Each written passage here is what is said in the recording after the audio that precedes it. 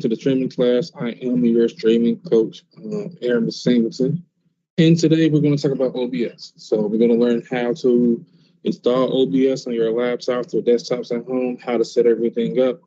And then we're going to, well, we would have, it was, people was in class, we would have been recording ourselves doing some gameplay. I am going to have Christian play a video later in the hour. But for right now, let's do a real quick recap of what we went over last week. It's your stream team, right? Give me a few minutes so I can bring up Word and, just go over some things real quick. So just give me a few minutes. I'll be right back.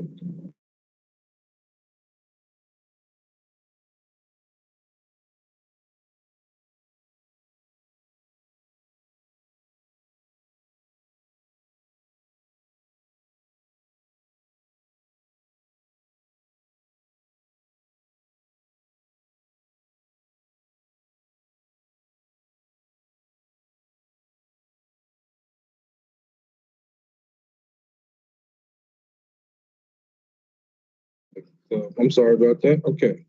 So let's go ahead and go over our stream team. So when we talked about our stream team, we understood that it consisted of a few, let me minimize this.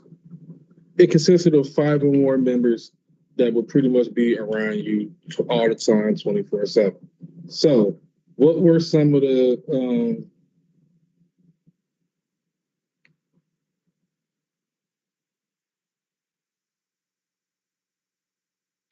what were some of the stream team members that we was talking about, right? So go ahead and throw them out there, Elijah and Gabby. What was some of the stream team members that we were talking about? We were talking about what? You have, when you have your team around you, your stream team is going to pretty much make more time for you to do other things that you can do for the channel or for yourself, right? So what would be some of these stream team members? Lawyer. You said it again? Lawyer. Yes, a lawyer. Is a lawyer. A lawyer is important because your lawyers will be the ones that would pretty much make sure that you're protected from a lot of things, right? From bad contracts to people trying to extort you for money, because that can happen even in the streaming world. That can definitely happen where they try to extort you and everything. So a lawyer is definitely important for you to have. What else? How about your manager? Yes, a manager. A manager would be your pretty much that would be your partner through all of this, right? He would be the ones that can get you into rooms to meet some of these sponsors and these brand ambassadors to make brand deals and sponsorship deals. Pretty much help get your name out there and also protect you too, right? That these two, your lawyer and manager, can definitely work hand in hand because they would be your protection team also. They would make sure that bad actors doesn't get, your manager would make sure that bad actors doesn't get to you, and your lawyer would make sure that if they do get to you, they'll be handled with accordingly, right? So these two definitely work hand in hand.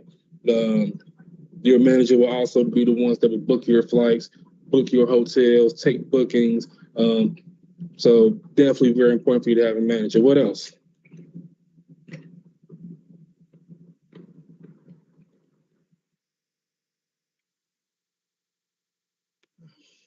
So what else we have with the stream team? You got your lawyer, you got your manager. What else? No? All right. So how about your editor? All right, your editor is probably going to be your most important part of your stream team.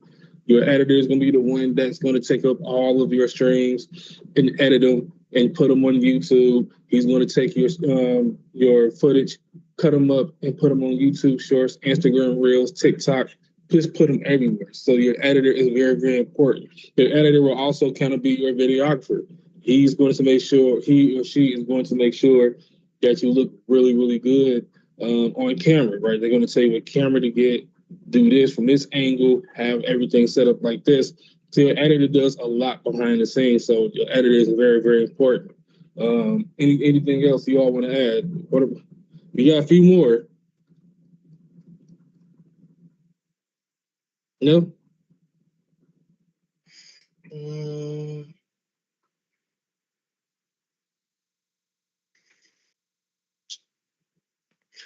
manager. Okay, your social media manager.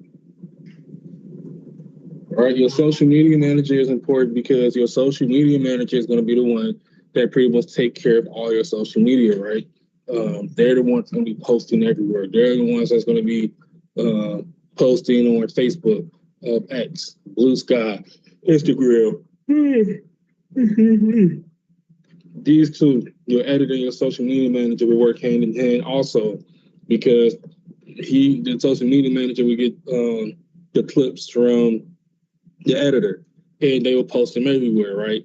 You don't want to spend all day after you done recorded a 2 hour video on a Monday, spend that Monday night to edit a video, cut everything up, and then the following day, your off day, go ahead and then post everything. No, you want to have the time to relax, to decompress, to do some reading or whatever you need to do, take care of yourself, or just give more to the channel. So your social media, your editor will be the one cutting the footage, chopping it up, and then he or she would give them clips to the social media manager, and they would be the ones that be posting everywhere. So your social media manager is definitely very important. They can also broker deals with other.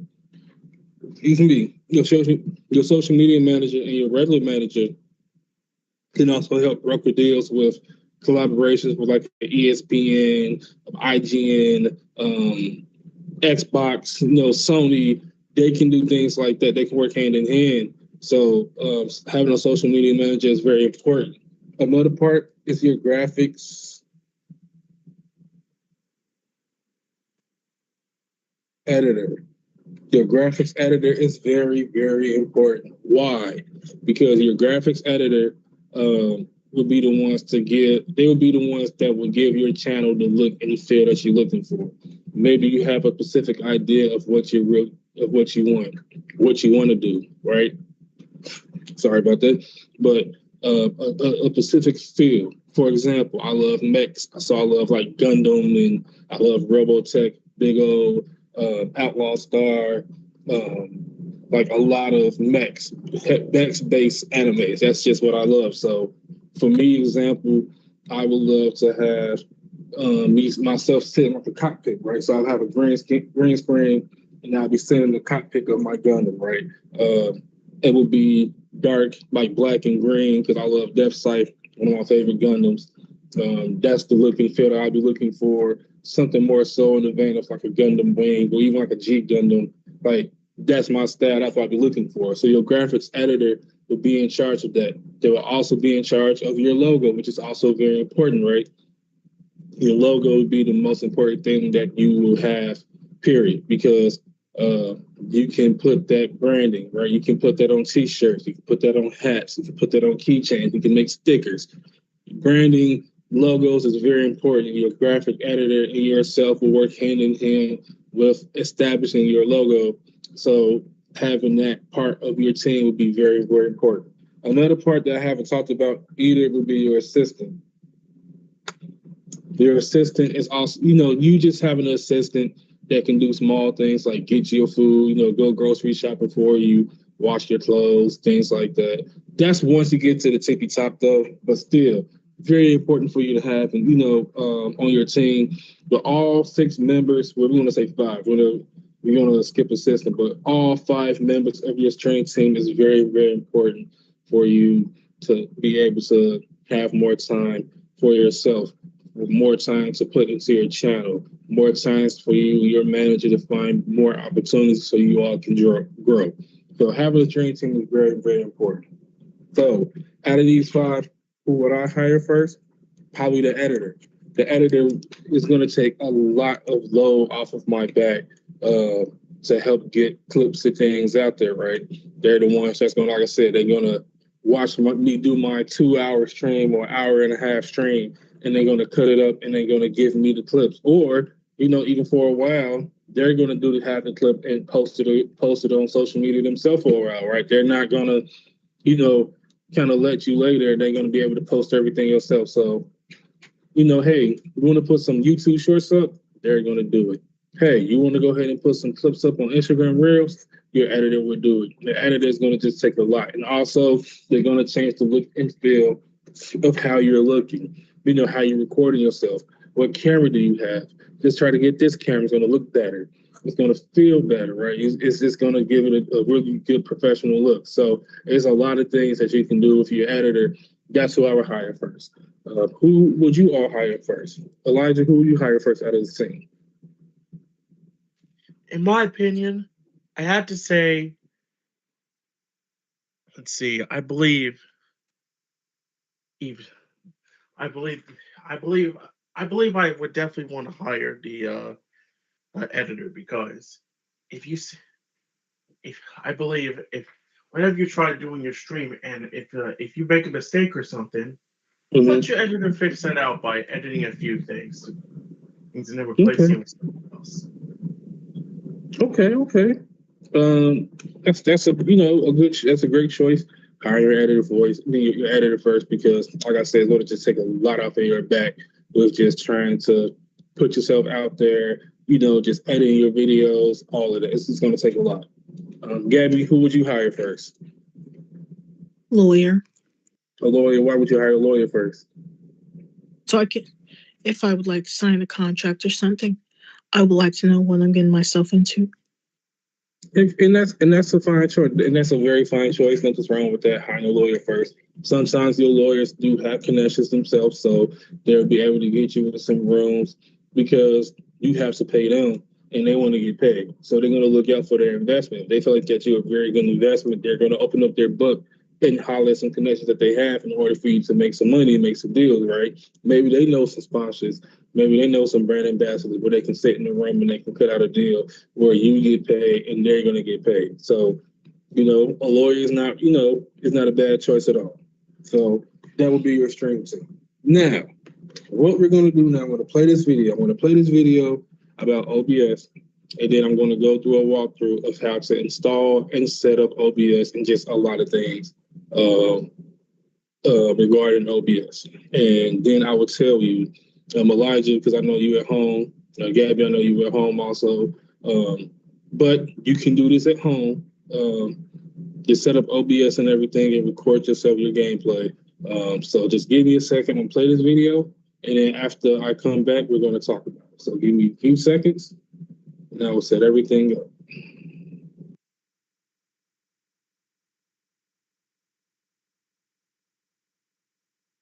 I've been waiting to do this for a long time. I've been so lucky to be able to do streaming tutorials full time on this channel for years now, but the problem is that I kind of just do whichever one feels relevant. Like, they're just kind of all over the place, a lot like me. You can't really find them all together in one easy place in the right order.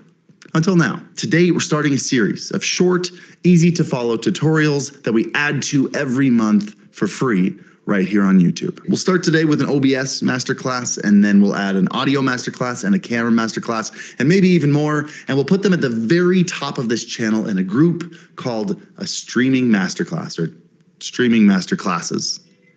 I haven't spent enough time deciding on that yet. So today we're going to start from the very beginning, which is a very good place to start. And by the end of this super short tutorial, you should be able to go live with your very first Twitch stream with a camera, 2 scenes for gameplay and just chatting, some alerts, and even music. Let's jump into it.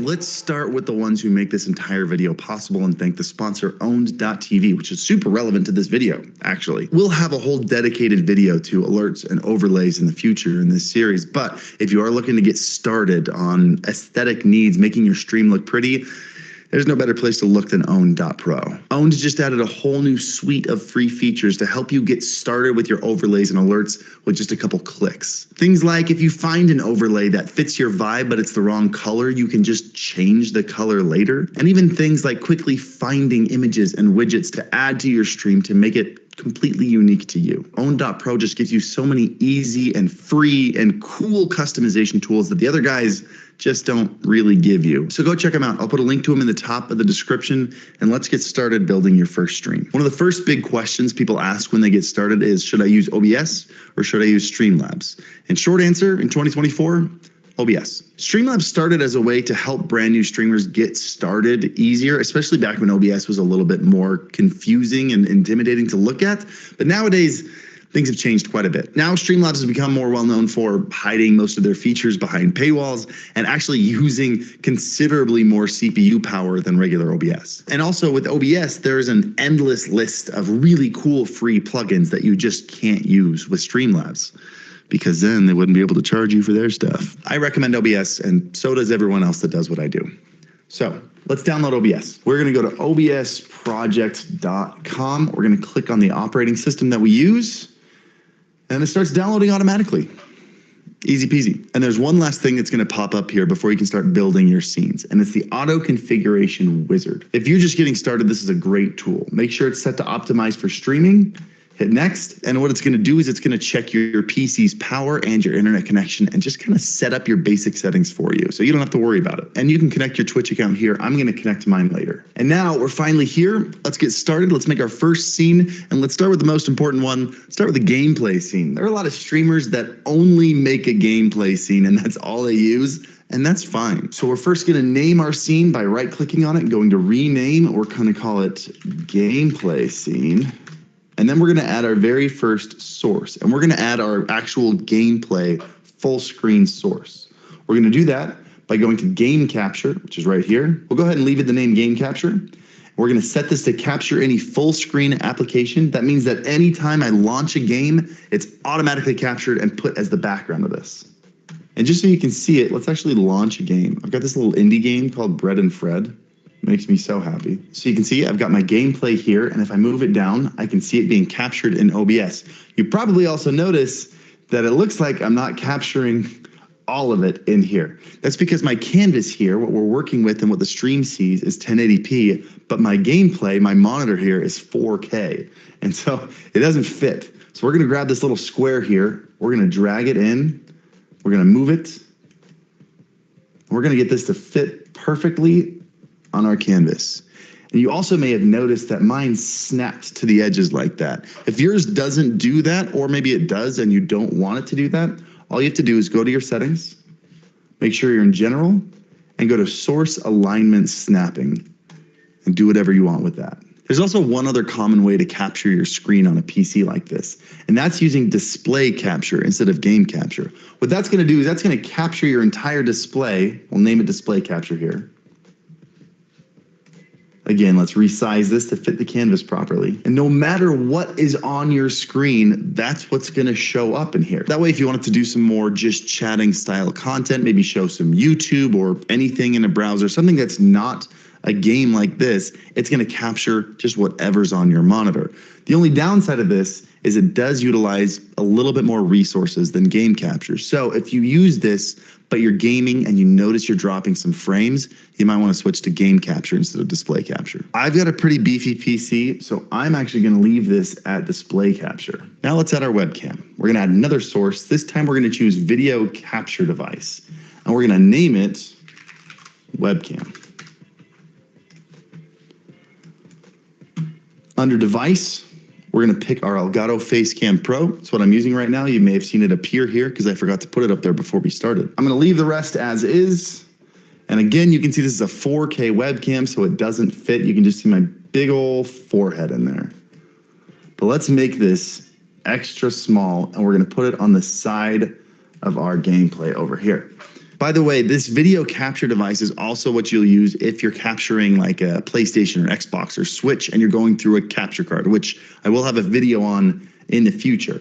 But that's where those are all found. Another thing I'm not crazy about on this webcam right now is how much blank space I'm capturing, but I'm taking up so much of the canvas. So I'm gonna hold Alt, and then when I drag in from the side like I did before, instead of resizing, it's just gonna crop. So I'm just gonna cut this down to only what I need. That may have been too much. There we go. So now I can bring it back up a little bit larger in size, but I'm not gonna take up too much of the gameplay scene. And there we go. We have a completely solid gameplay scene. I know it's only 2 sources, but this is actually what a lot of people are using now. They've really shrunken down, minimalized their overlays in their scenes. But now that we have our gameplay scene, let's set up our chatting scene. So we're gonna add another scene here. We're gonna call it chatting. we're going to add that webcam back in, but we're going to make it full screen. So we're going to add a source. We're going to go to video capture device. This time we're going to add an existing source that we've already added to a different scene before.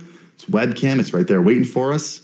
Let's resize it. And I mean, you know, maybe we aim it a little bit better. Maybe I have it positioned better, but my cable is too short and I didn't have time to find a longer one for this video. So this is our just chatting scene. Something kind of cool that a lot of people don't know is that when you add a crop the way I did by holding Alt and dragging, and I added it onto the webcam here, it didn't save over to the webcam on this scene. When you crop the way I showed you, it only applies to that specific layer that you added it to on that specific scene. But if you want to add a crop that'll apply to all of your scenes, you can right click on it, go to filters, under effect filters, you can add a crop or a pad. And in there, let's add, I don't know, 300 pixel crop on the left, a 300 pixel crop on the right. And now that's actually going to apply to every single scene. Anytime you use this source now, it will have that same crop on us. So this is great for people who want to have maybe an ongoing theme throughout all of their sources. You can have things shaped a specific way by using filters. The last thing we need to add to our stream is our microphone. So for this one, I'm going to go to settings. I'm going to go to audio, and I'm going to go to mic auxiliary over here, and I'm going to set this to my microphone. In this case, it is the beacon mic. So you can see I have two audio sources running right now. The first one is my desktop audio, which just captures anything coming from my computer, like Spotify, my gameplay, YouTube, whatever. And then I have my microphone coming into it. We're going to hit OK. And now you can see under mic, if I tap the microphone, it makes a sound. One of the mistakes I see a lot of people make is they plug in a webcam that has a microphone built into it, and then they also plug in a microphone and they don't realize they're getting audio from both of them. So if this were my webcam microphone instead of my actual microphone, what I would do is I would mute it, and then I would click on these three dots and I would hide it, and then it would just disappear. Now you will have to do that on every scene that the webcam is added to, but it's a great way to get rid of that. You can also add a microphone by going into sources and adding an audio input capture. But what that's going to do is that's going to add it to your scene as a source specific for that scene. By going into the settings and going into audio, what we're doing is we're adding global audio inputs. So by adding our microphone in here, it automatically applies to every scene. You can see it right here as well. So if you have a scene where you want a specific audio source, like maybe you're a really cool streamer and you have a scene where you're in another room or you're over on the other side of the room and you want a microphone to only show up during that scene, you would add it as a source, and then it's only going to show up there. Now we've got our first two scenes. And honestly, if you wanted a simple setup like a lot of people are using, you're pretty much ready to go live at this point. And you can switch back and forth between your scenes by clicking on the one that you want. A lot of streamers will switch back and forth between scenes by using something called an Elgato Stream Deck, which is a bunch of little buttons right in front of you. So that way, if you're in a game, you don't have to alt tab out of it and click on it with your mouse. But if you're not ready to buy a Stream Deck, you don't actually have to do that. You can also set scene changes to hotkeys on your keyboard. That's right in your settings over here under hotkeys, and we'll go into that more in a future video, but it's not that hard to figure out.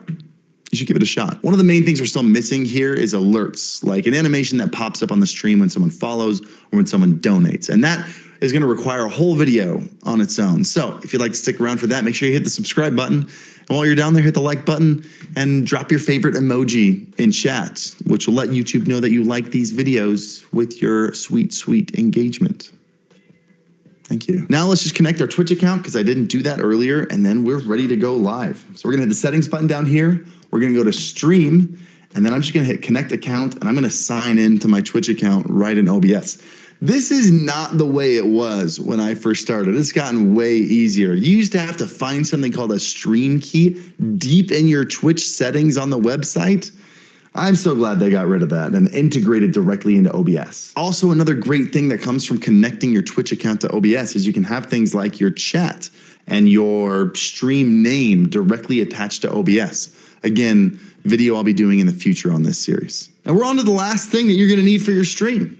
For a proper stream, you need proper music. You need good music. You need to be safe music. StreamBeats is a music service. It's my music service, actually, but it has thousands of tracks all available for free on Spotify and Apple Music, and well, actually on all the things. And we just add another 8 to 9 hours of music today, the day this video came out, today. I'll link to it down below. In the 4 years since we launched StreamBeats, not a single streamer has gotten a DMCA strike. But you should be aware that Twitch's audio recognition software is very imperfect. So if you go back to try to rewatch some of your streams later, that's called a VOD, you'll notice that some sections are probably going to be muted, and that is a misrecognition done on Twitch's part. And it happens. There's only one way to avoid that, and that's by setting up your music so that it doesn't show up in your VOD. It's only in your live stream. And that will also be a tutorial in the future in this masterclass. If you play StreamBeats or any other safe music through Spotify or Apple Music just directly on your desktop, it will show up right in the audio mixer under desktop audio. That's where it'll be. And congrats. Your very first stream is set up, ready to go, everything you need. You should congratulate yourself by getting yourself a really good mouse pad over at reallygoodmousepads.com. Did I really advertise 2 of my own products at the end of this video? Maybe that's a part of the masterclass. Maybe it's the business. And that was just a real quick video about some of your first Twitch stream. And I'm going to pretty much do it again right now. So first thing you would do, of course, open your browser. You go to OBS, right? Download OBS Studio, and it will pop right up. OBS, Open Broadcast Software. Download OBS Studio. It's what you want. We're going to go with the installer for Windows. It's downloading right now. It's done. We've got to finish. Boom. There we go. So it's opening up right now. So I'm going to just minimize this. Hit yes. And you go through the installer, right? You go through the installer.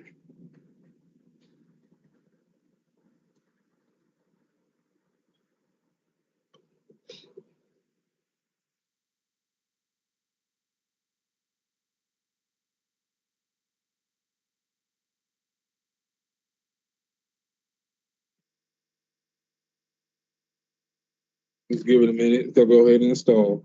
I'm going to show you how to, pretty much set up how you would set up on a laptop or a desktop with a webcam. So I'm going to go ahead and launch it. So it's finished. It's going to launch it by itself.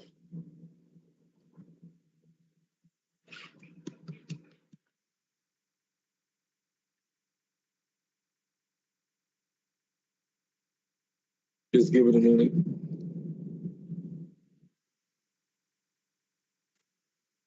Okay, so we're going to just X this out.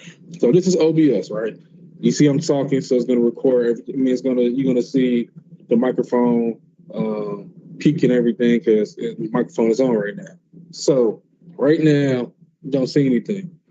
So for this class, I want to set it up as if you were streaming for the first time using a laptop with the built-in webcam, right? Some real quick things. Let me minimize this real quick. Some real quick things. Let me stop sharing. Okay, so real quick things. So you can do a few things in order to make your webcam experience better. As you see, my webcam isn't as bad that's built in onto my laptop. But you can get something like this, right? Give me 1 second. Let me turn this off. Okay. So you can use something like this, right? So webcams, a Logitech 10 HD 1080p webcam, pretty good. I'm going to hook it up on my laptop so you can see how it looks compared to my built-in laptop. So give me 1 second as I set this up. It's pretty easy for the most part. Plug and play. It's nothing you really got to download or anything like that. It's real simple. So give me just a few minutes. Use this dock right here.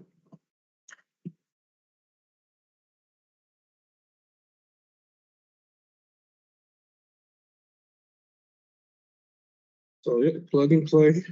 So let's see. So I'm going to use the HD Pro webcam, and that's what this is right here. So as you see, kind of like no difference. I'm holding like it's moving like this. I have to hold it because I can't. There we go. So you can see, so this is the webcam. As you see, it's plug and play. It popped right up.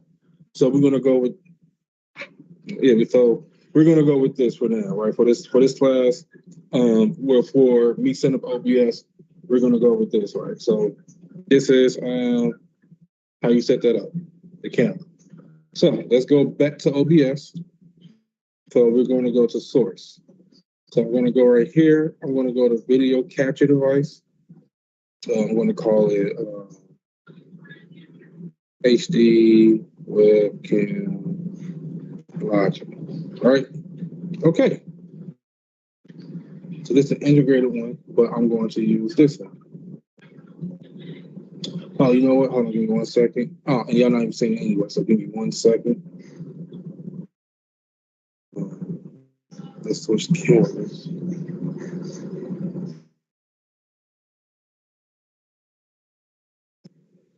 Okay, so go back to OBS. So let me just cancel this real quick. So Logitech webcam, I named it. So right now I'm not using integrated because I'm using integrated on Teams. So that allows me to use this one. So hey, there I'm going right there. So I have 2 cameras. I could have 2 cameras if I wanted to, and I could have one set up to where it'll show a different. I can, if I wanted to, I can have this one set up to where it shows me from the side playing the game or something like that, and then I can use my built-in webcam for another scene. But for the purpose of this class, we're not going to do that right now. We're just going to go ahead and just set it up. So this is how you set it up. Boom. So now I have me. Now I have me right here. So what I'm going to do is put myself right there. Now,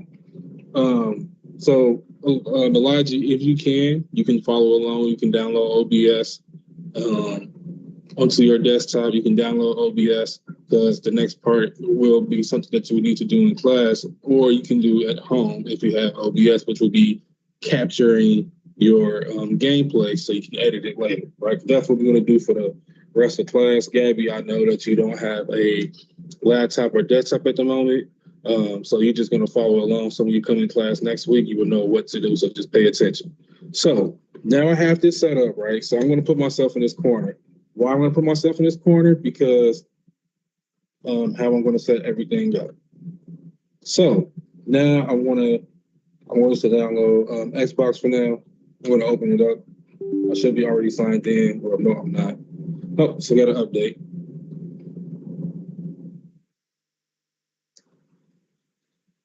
So let this update. But now you want to capture gameplay. How do you capture gameplay, right? How would you capture gameplay for yourself, of yourself? So I'm going to go ahead. See, I'm already signed in. I'm not going to do that. Not going to do that. Okay.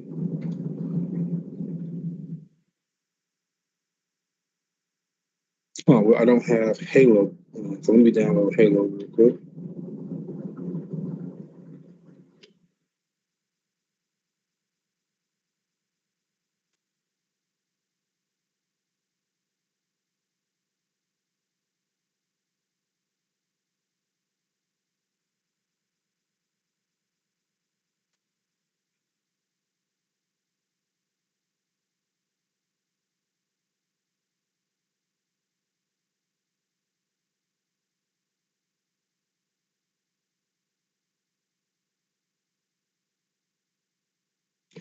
So I'm not going to download Halo on my laptop because I don't have enough memory. So I'm not going to do that.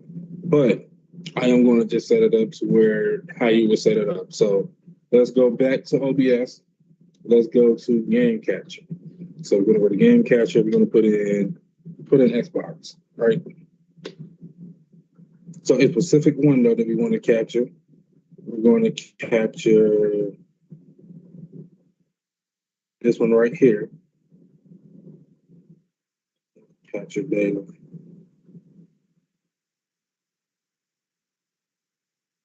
So boom. So it should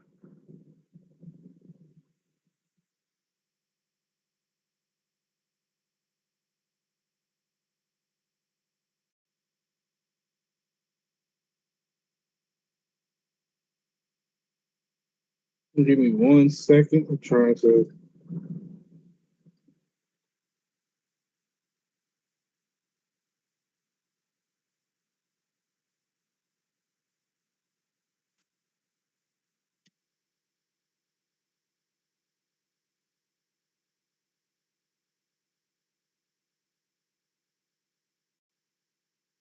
To go to Xbox PC app.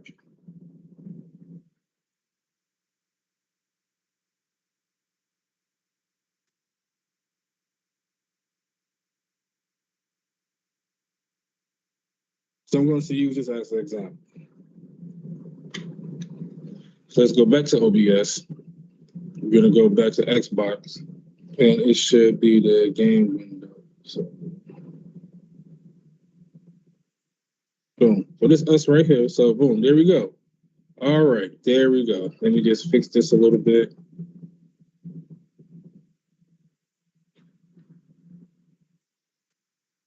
All right. So how I'm setting it up is how you will probably see it a lot for a lot of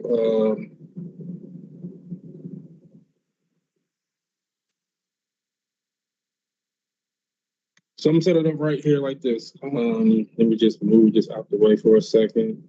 Go here. I'm gonna widen this up.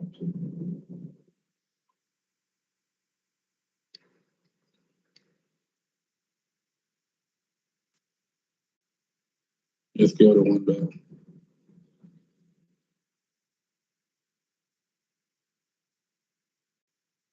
And bring me right there.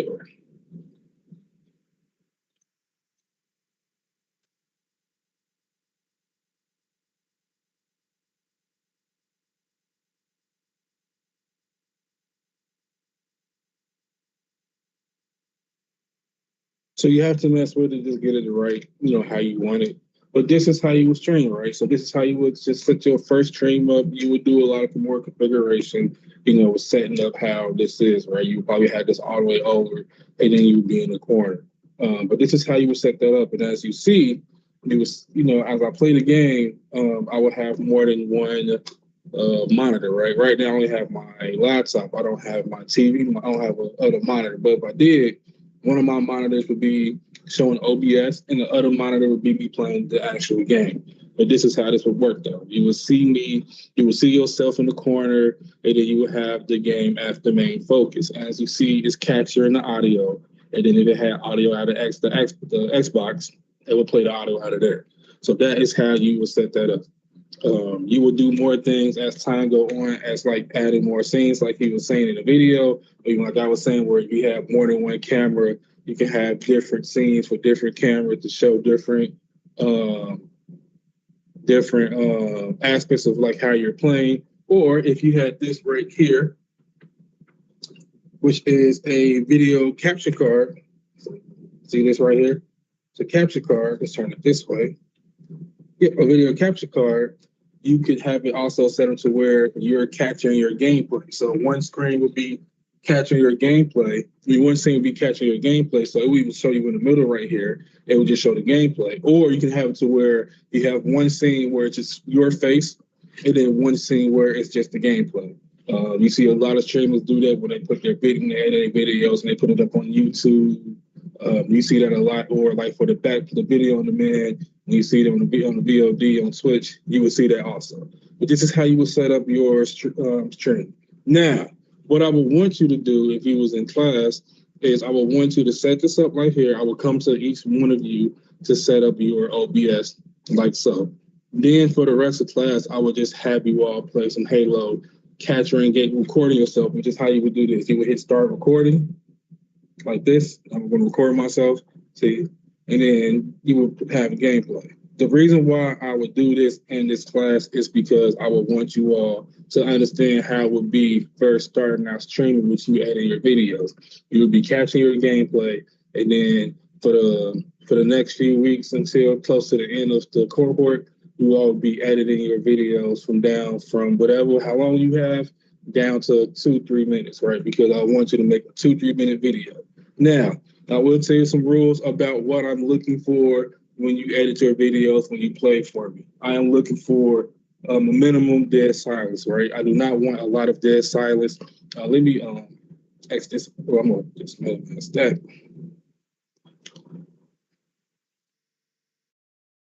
Okay, now, what I'm looking for when I am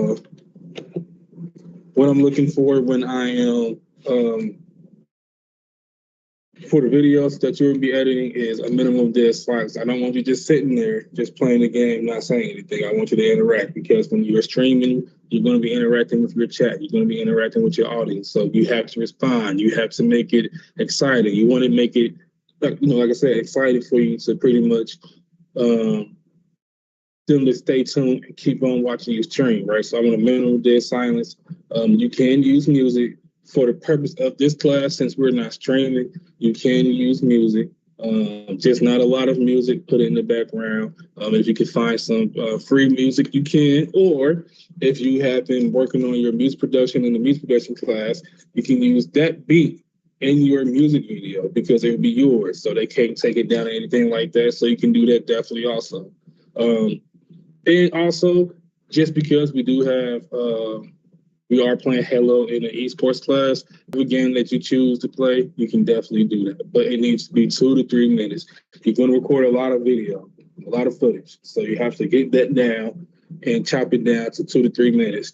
You can use everything that you use in the C.L.I.C.K class, which is the video editing, film editing class. You use CapCut, and that's what you will be using to edit footage in this class. And that's what I'm looking for. I'm just looking for that if you understand everything that I have been teaching you up to that point with the video editing. Now, you also have to be starting working on your Canva, and this is something that you can definitely do at home.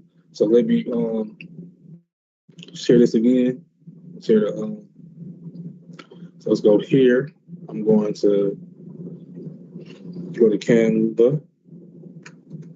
Now this part you definitely can do at home. So we're gonna continue. You can make your account, it's free. They have a lot of free stuff for you to use. I want you to also continue working on your mock brands too. So how you do that, like I said, Canva, you make your account, it's free. And as you see, they have different templates, presentations, Instagram posts, posters. What I want you to do is more so going to be in the videos and the logo. Specifically though, more so in the logo. I want you to make your brand, right? You can create a blank, start from scratch. You can use one of these templates and kind of make it your own. But I want you to start working on your mock brand. With your mock brand, I'm looking for your logo and also looking for your color scheme. So if you're going to put your color scheme in your logo, you can do that. But I'm specifically looking for your logo. The other part of it, like the video part, as I was showing you, let me just minimize this. I want you to make you a video. I want you to make you an intro to the video that you will be editing, with the video that you're working on, the 2 to 3 minute video of your footage. I want you to have an intro. So you want to use something like this, you can. You want to use something like this, you can. Even the whatever you choose to do, I want you to work on that as if this was your for real brand. Now, in a few minutes, I'm going to have Christian come. You're going to play a video and just explain about recording yourself and just making yourself talk and not just have to dead silence. So just give us a few minutes. You'll be coming up, playing the video real quick, and then we're going to take it from there. So give us 5 minutes and everything will be set up.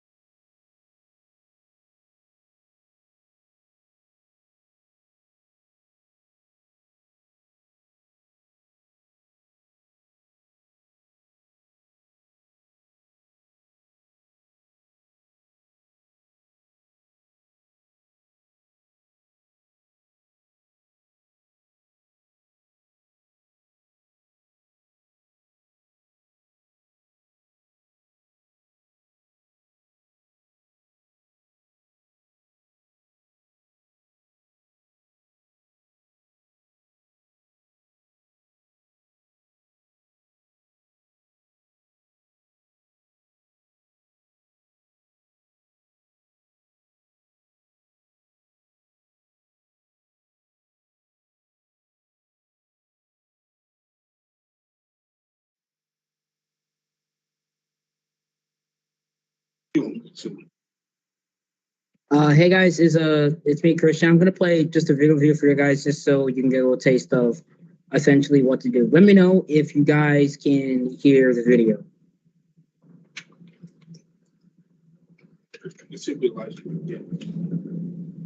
Hello, Elijah, Gabby, you there? Hello.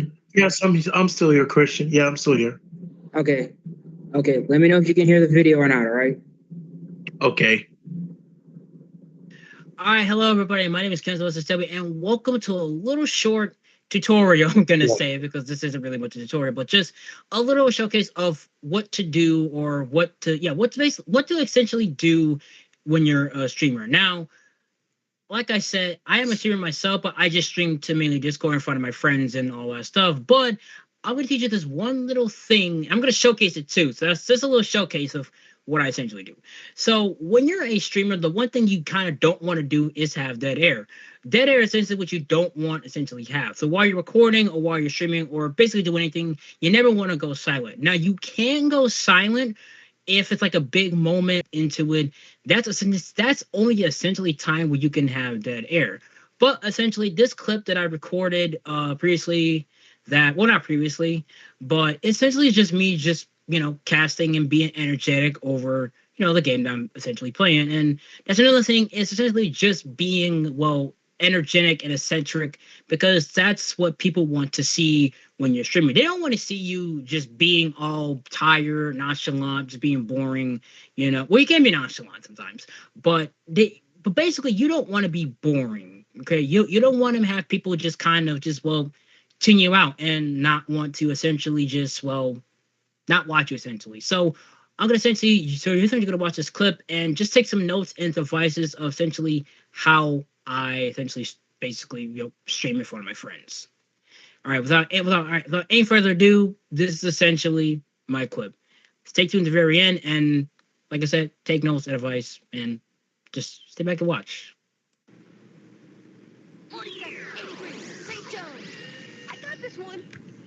I got this one. Rich. Oh, that's a bomb! Catch that! Let's go! Let's go! You ain't catching Ricky! You ain't catching him! Give us 6, boy! Give us that! You are not catching Ricky, boy. We'll try for the PAT. Alright, can our other Ricky make this PAT? Ball short. Ricky struggled kicking field goals this year. Oh, okay. Okay. Get her! That's a safety! Hey, how about that? That's a safety! You're not stopping Junior Sale. We could just chuck it. 32. Oh, wide open! Wide open! Second down. It's that.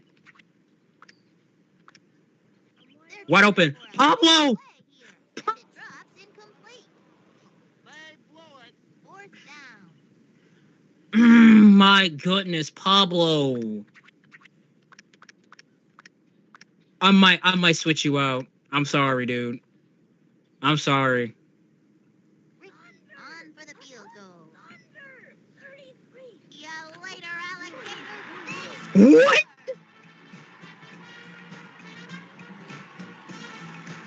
We get the ball? All right, you know what? We take those.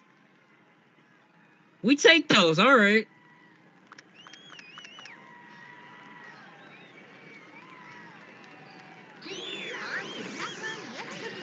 We take those. Please make this, dude. He missed it. Maybe the kicker needs some new shoes. Oh boy. Here we go. Oh my god, man. Back at the 15-yard line. Ricky, I got this guy. Fakes back to the pass. Sack! Keeps it on the ground. Let's go. Gets the ball and splits it up the middle. Nowhere to go. Ouch. Tackle. One more time for quarter drop, because this seems...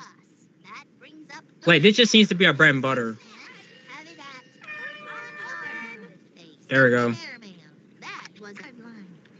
Throws a bomb. Someone catch. It is a foot- Yes! Vicky! Yes! Yes!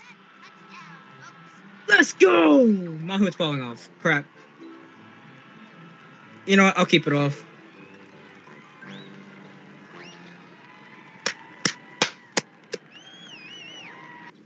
The Eagles will get the ball at 38. Wide open.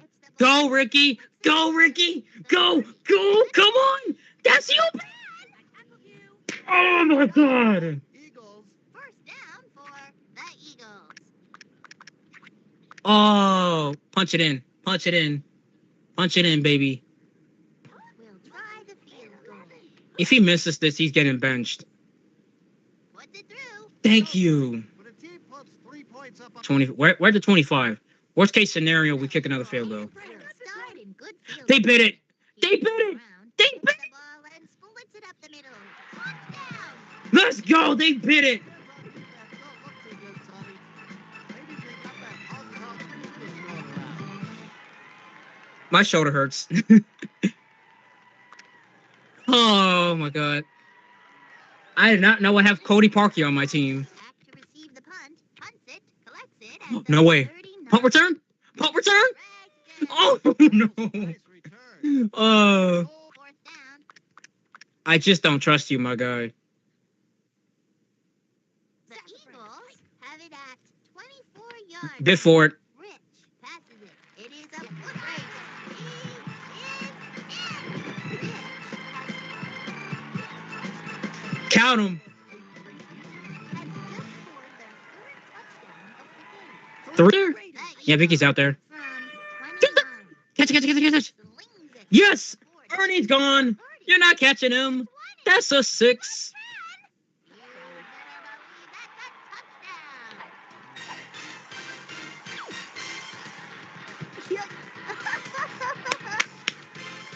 Again. They sent a blitz there. They sent a blitz, so I was like, okay, I'm gonna just chalk it up to Ernie because since he's open. On the field. I got this one. Throws it to the All right, left. let's chuck it. Ah, Brings up third down. well, all else fails. Chuck it downfield. If all else fails, just chuck it downfield. You know what I'm saying? I got this guy. A bomb. Nobody. Ooh!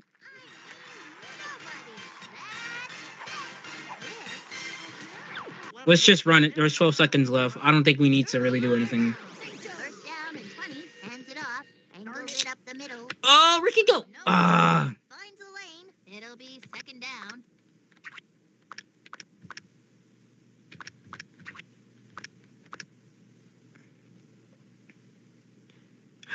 okay. I'm wide open. Fire They to so- the left. Come on now. The 40. The 30. The 20. Uh, at the buzzer beater. At the buzzer beater. You gotta like it when your quarterback can put up Just at the buzzer beater. Not gonna top Ricky. Not gonna top him, man. That was. Our other Ricky's gonna miss it. Watch. I'm calling it. Straight through. It's over. The Eagles creamed them. 56-0. I almost feel sorry for the 9 first downs. 5 out of 2 third downs. Total yards passing. 300. Wow. 67 rushing yards. That's not. Could be better. Could be better. Raiders beat the Fishes. Jesus Christ. Oh my God. Well, it looks like they got their revenge for that one Super Bowl. Yeah, they got their revenge. Steelers beat the Wombats. Close game. 8-7. That's a baseball score. Packers, Orcas. Oh, wow. And then here's our game. Yeah. Long run with 60 yards. Ricky Williams. Okay. I think we got to do something because. Yeah. I want to change the playbook. Everything's still good. everything is still good. But that's the thing, like Ricky plays so terribly. Our kicker plays so terribly. Like where does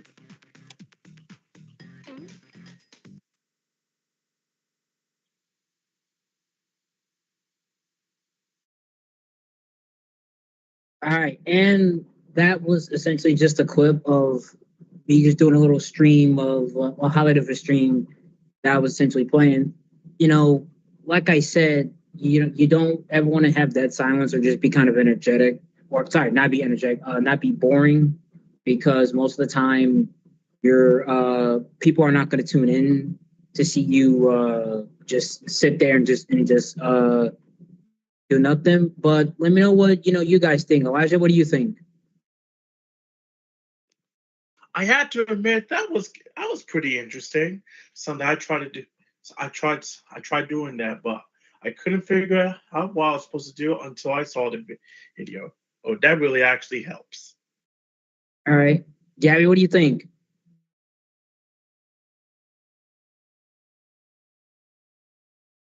Are you there? All right. But anyway, yeah, when you come in and you start recording your gameplay, just make sure just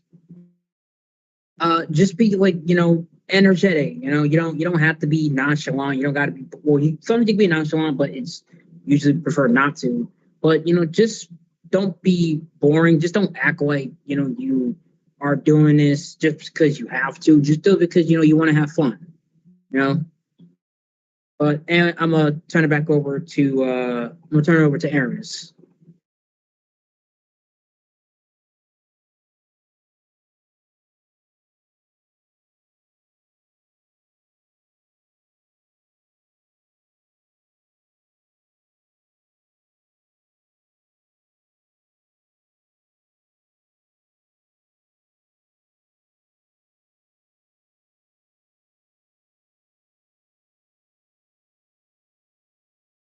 All right, and that was and thank you, Christian, for showing that video and explaining to the class just what you're looking for when you stream. And yes, he's coming from a. No, I'm not. Yeah, but I want him to do that and show you the video and show you and just get you to understand that it's no dead silence, right? Even from his point of view as a caster, right? You don't want dead silence. You want to always talk and engage. You don't want to talk too much, but you don't want to talk too little. And that's why I asked him to play that video. Now, this is what I would want you all to do right now, Elijah and Gab. This one I want you to do. Like I was telling you, I want you to go to Canva. I want you to go to canva.com. I want you to make your account, and I would like you to start working on your mock brand. I want you to start working on your logo, a mock logo. It don't got to be your real logo. I mean, if you want it to be, that's fine. But I want you to work on your mock logo. And like I was saying, we minimize this. To get there, you go to templates. So go to templates right here. Go scroll over by category and logo. I want you to go ahead and choose your style of logo, your theme. You want it black, icon, vintage, whatever style you would like, whatever color you would like, you can filter it all different ways. I want you to choose one of these and I want you to try to make your own. You don't got to show me today. I just want you to use this time to really work on your logo. It's just something you can do at home. So Elijah, you hear me?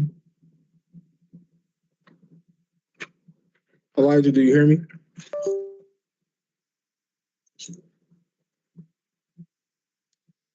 Hello, Elijah, do you hear me?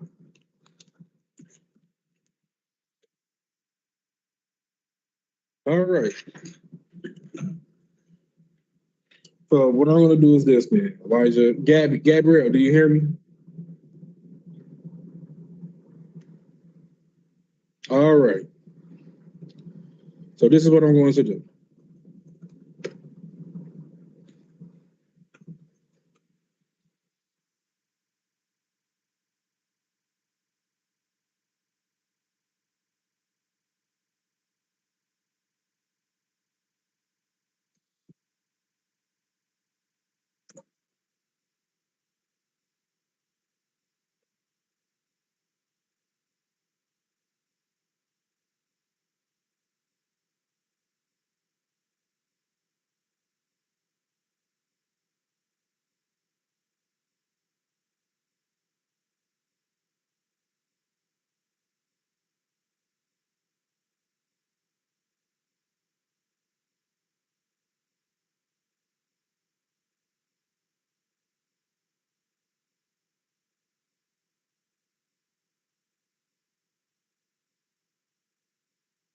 All right.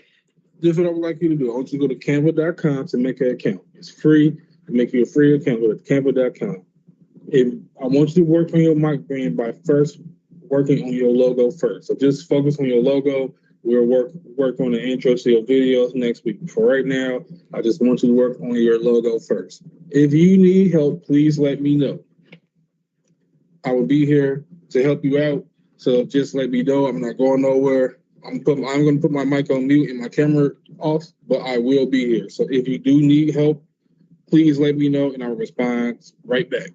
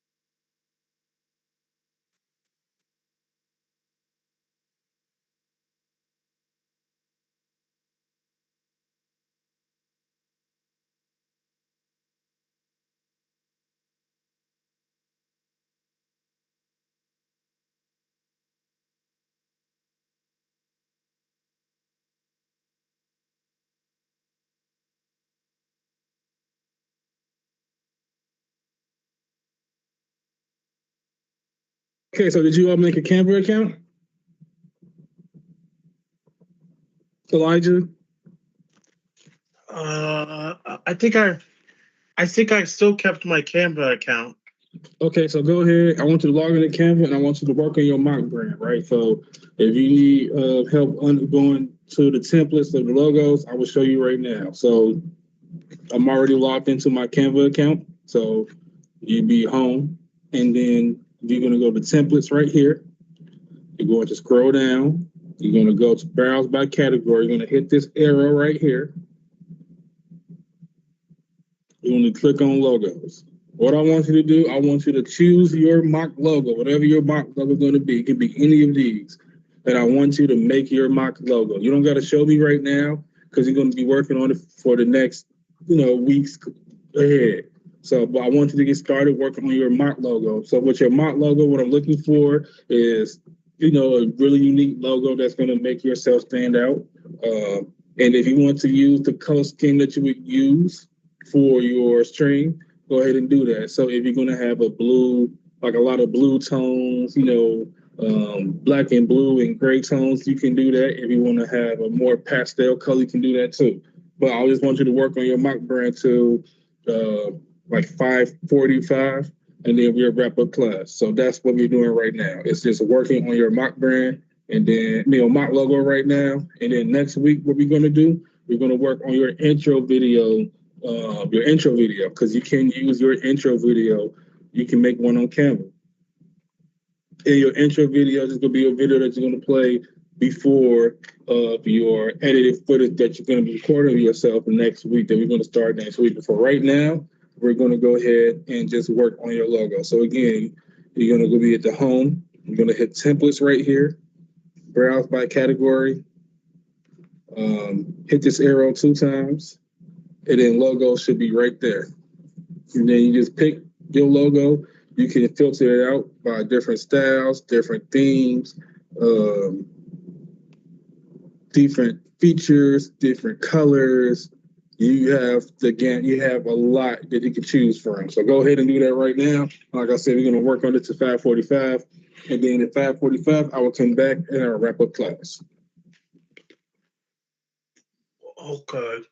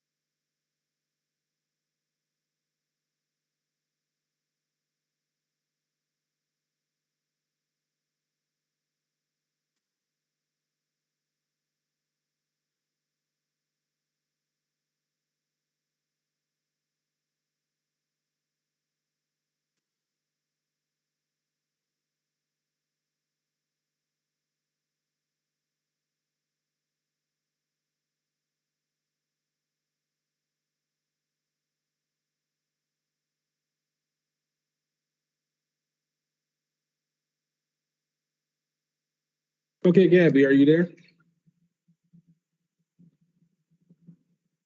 Yes. Okay. So what I want you to do, I want you to make a Canva account. So you go to canva.com and make your account. It's free. What we're going to do right now for the rest of class today, we're going to start working on your mock logo, right? So when you get to Canva, you make your account, it'll look something like this.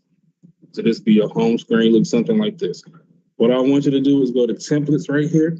Once you make your account, browse by category. You're going to hit this arrow right here 2 times. Click on logos right here. You're going to choose whatever logo you choose to make your mock brand. What I'm looking for your mock brand is something that's unique to you. So if you want to use your name that you would use for your Twitch name, you can do that. If you want to use a fake name for right now that you would use for a Twitch brand, you can do that too. But I want you to make a logo that will be unique to you, whatever color thing that your channel is going to be. So if you want to use purple or blue or green or whatever, you can do that. But I want you to just work on your mock brand for the rest of class. So once you make your account, go ahead and get started making your mock logo and then save it. And then next week, what we'll be doing is making an intro to your videos. And you're going to use Canva also again to do that. So, but for right now, just go ahead and work on your mock logo to like 5:45, and then I will come back and I will wrap up class.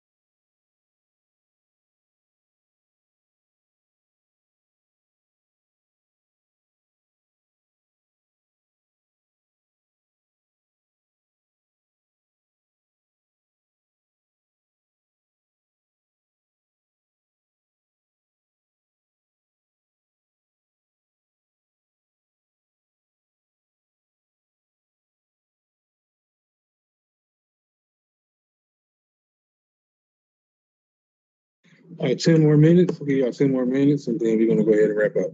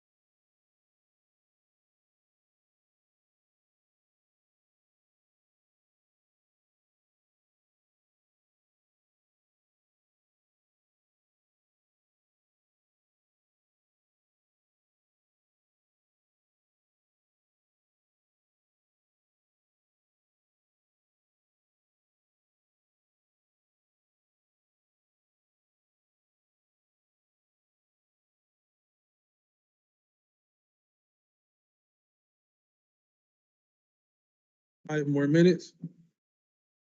More minutes, and then we'll wrap up.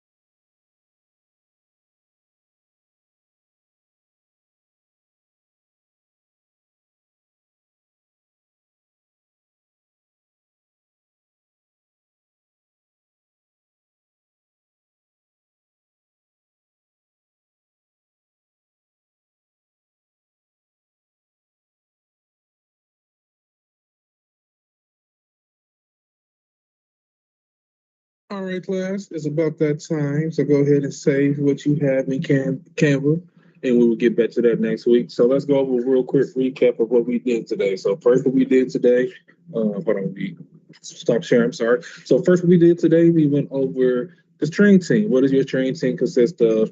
Who are the members of your training team?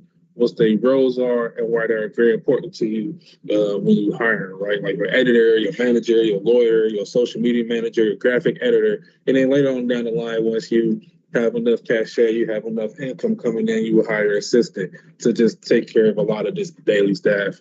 I mean, daily tasks that you have that you can give to your assistant, so you can give more time to your channel, to yourself, right? So talk about your dream team, and then we went into setting up OBS, setting up your first Twitch stream, right? What is OBS? How do you set it up? I talked about using webcam. Somebody using a webcam like this to get started with trimming yourself, or if you have a built-in camera like the one I'm using on my laptop, that's pretty decent. You can use that as well. You can also do things like use a video capture card to have one screen, have some of your scenes in OBS to where you have a scene that's just showing your gameplay and a scene that's just showing a scene that's just sharing yourself. So you can go back and forth. You can have your editor switch back and forth between the scenes, make some really good content, and then they can just, edit it, so for the YouTube channel, for the video on demand of Twitch, and also cut up your shorts to put on YouTube Shorts, Instagram Reels, TikTok, things of that nature, right? And then we also talked about Canva and creating your mock brand, specifically right now, your mock logo, because your logo is going to be your brand. That could be the first thing that people see when they come to your channel, when they see you. You should be pushing that logo all the time, right? And the reason why our logo is great is because you can choose to have branding. You can make hats, with your logo. You can make T-shirts with your logo. You can do all these things with your logo, and you can make some money off of it. You can promote yourself. It's easy to put out there. You can buy, stickers, right? You can have stickers, and you can give those away to your members, your subscribers. Just give them away. Like, hey, I got 1,000 tickets. I want to need stickers. I want to give away. So let's go ahead and let's do some giveaways. Something like that. So very easy to do. No, not very easy to do, but a very good plan that you can do is something similar that you can do. And the first step of that is for you to create your mock brand, your mock logo, right? And we're gonna use Canva to do everything. So go ahead and save what you have, and we will get back to it next week. But until then, do you all have any questions or comments? No. Okay. How All do you, right. Well, how do you save? How do you save in Canva? Does it automatically it's save? it's just saved by itself. Okay. It should save by itself. So when you X out, it should automatically save. Because I have these in my projects right here. They just automatically save when I posted them up. So that's what you can do. So if there's no questions or no comments, well then, but if you do have any questions or comments or concerns, you can please email me at aramis.singleton@clicksservicesnfp.org. Or if you're in class, you can pull me to the side before or after class, and I will answer the question, help you out the best that I can. But until then, I will see you all next week, Monday and Tuesday, for the music class. We're going to go ahead and wrap that up. I think we have 2 more weeks left. We're going to go ahead and wrap that up so we can go ahead and start the IT fundamental class.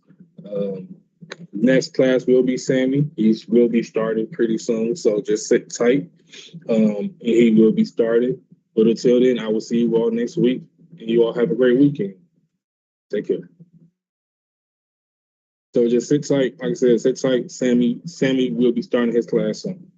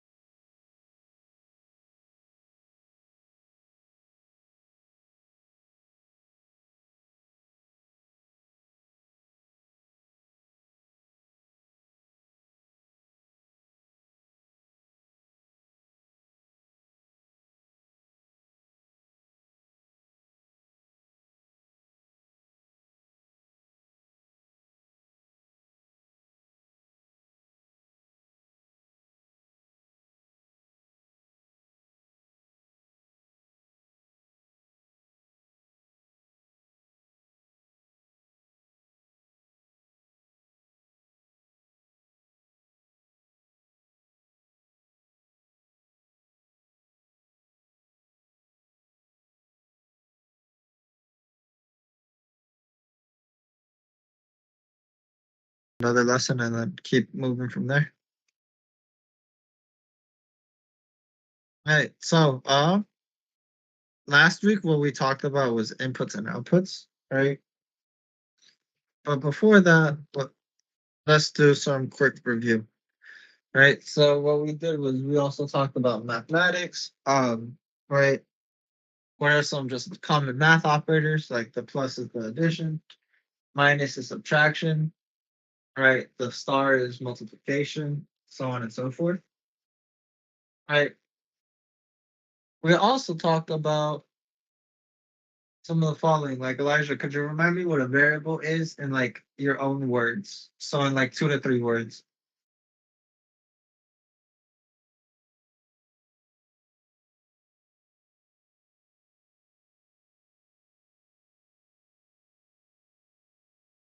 Hello?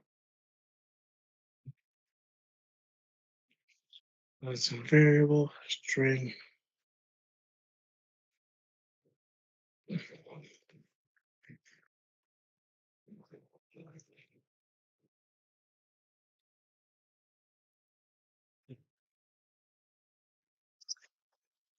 As I said it, wait.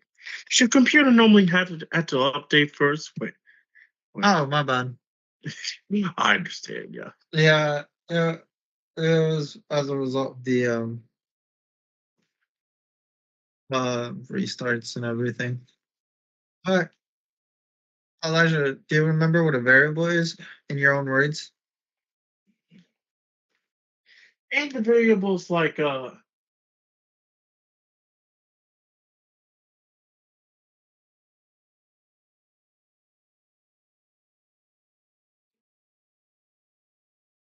glad we're not talking about decimals because let's see. A variable is has to do with a number. Not close. Right. So pretty much what variables are in short are it's a way for you to store data, right? Okay. So you remember when we were creating the names, for example, when I said name is equal to Elijah and then I said print name, what would it print out? It will print out Elijah. Exactly. Right.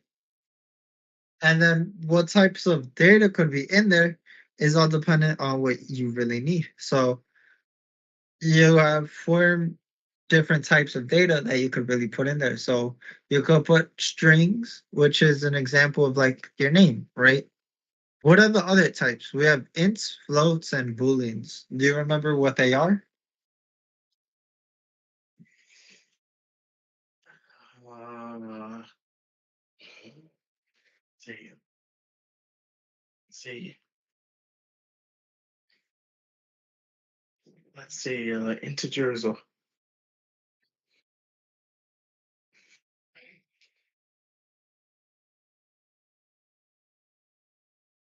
In your own words, right? In like a simple 2 to 3 words. What's an int?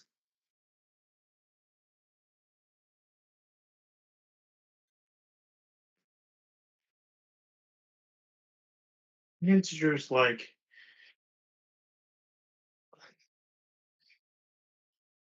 a little tool that can help you program methods. It's it's that. All right, yes, but more specifically, all it is just whole numbers, right? Anything that's a whole number, Right. right? And if ints are just whole numbers, floats are what?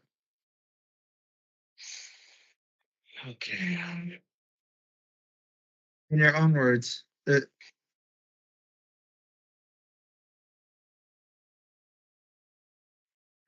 course, we all know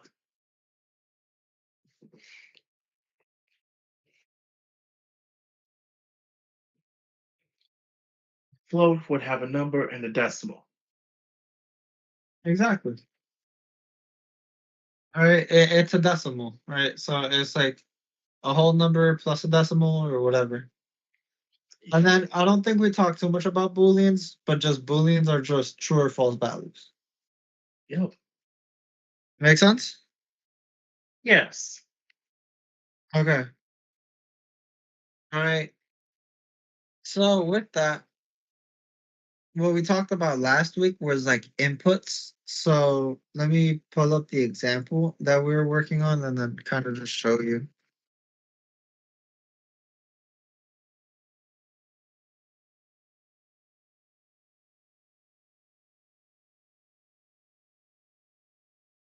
What we did was, you remember how we had an input for the magic ball,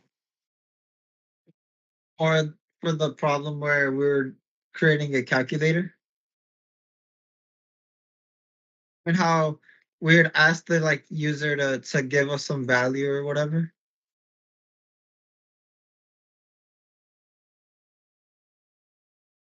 Hello?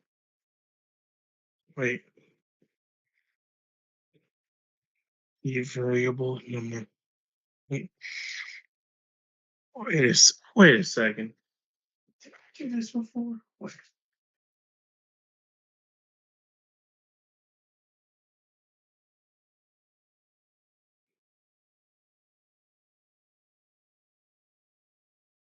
Do you remember or no?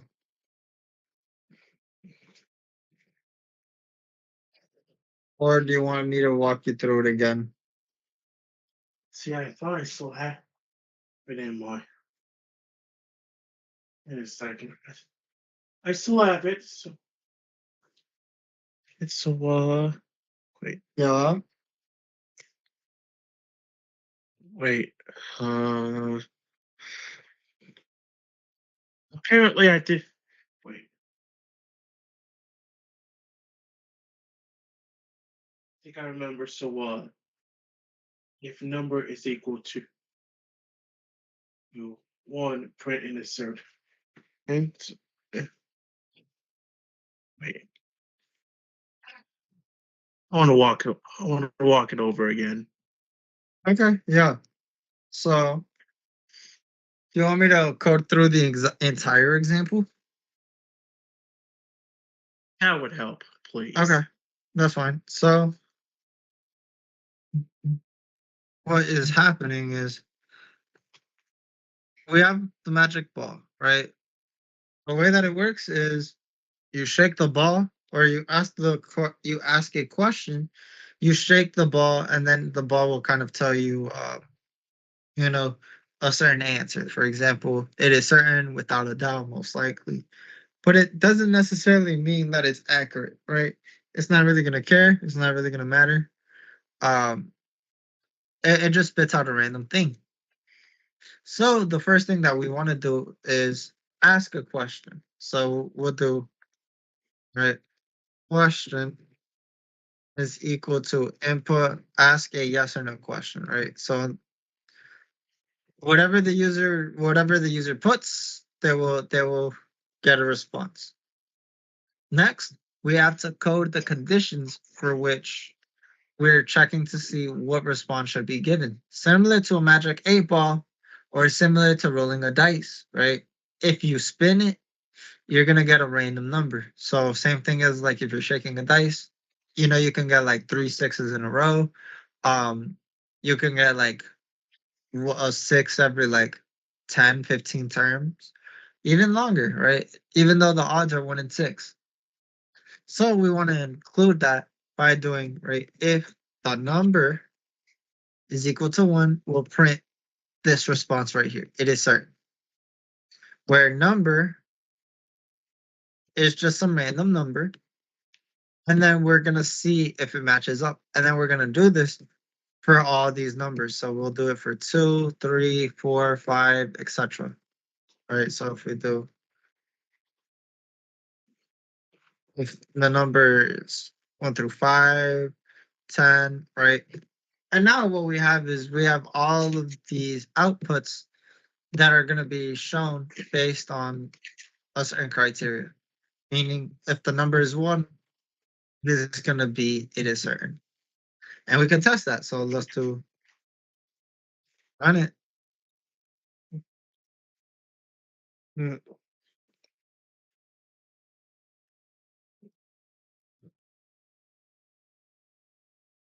All right, ask a yes or no question.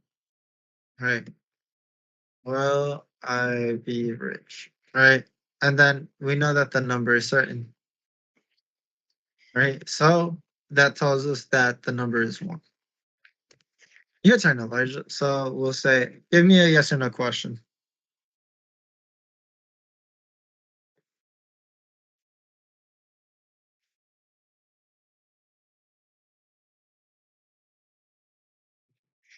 Wait.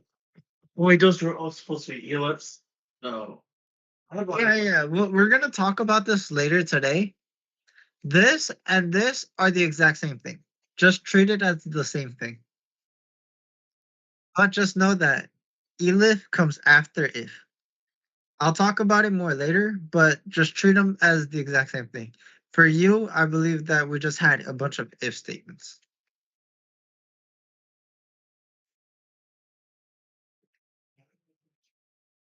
All right.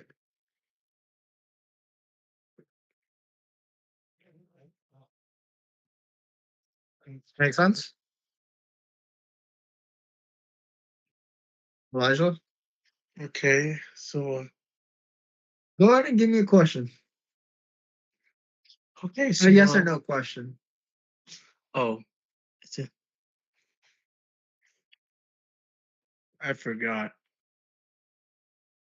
It could be anything.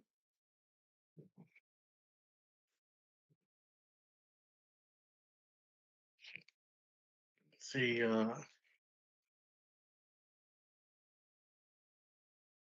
let's see. Would a full-time doctor take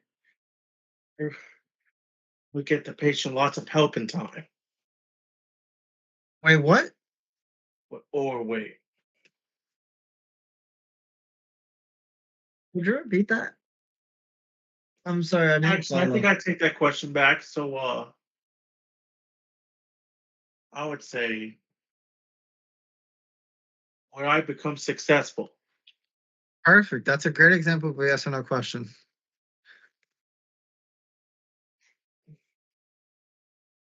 Right? And you notice how it says without a doubt.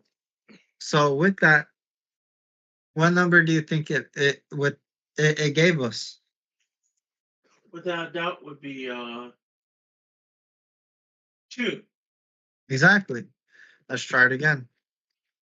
Give me another question.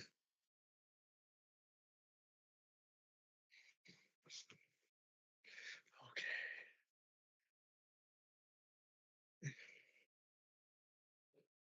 Am I gonna have a lucky day?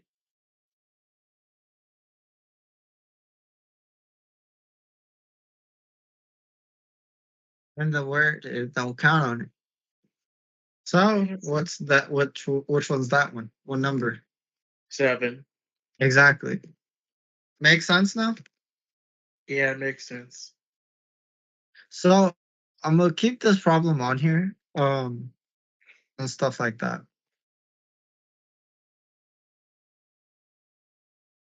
Okay. So we talked a little bit about inputs and then some about outputs, right? Outputs are just generally what you're going to see when you run the program. So an output is going to be an example of like, don't count on it, right? Because that's the result that we're looking for. Think of input as what you need to give it, and output as a result, right? So, Elijah, have you ever like cooked or baked before? Uh, at my school, I used to start cooking and baking. Okay, nice. So, you do you remember how you would kind of mix some ingredients to try to make like for example a cake, but once you finish making the ingredients, it's not a cake until you put it in the oven and then you cook it? Wait, it was supposed to be a cake until Here, so it's not a the- cake here, at the first place until here let, it let makes it. me show you.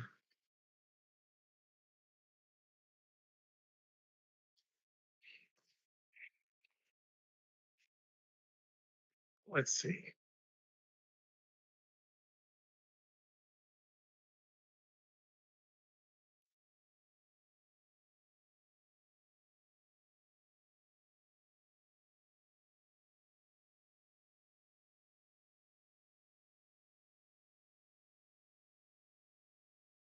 Okay. So you see how all of these things, so like let's just say brownies, right? So we need some chocolate, some butter, eggs, sugar, flour, we need some oil, and we need an orange, right? Yes. So you notice how all of these things are just our ingredients, right?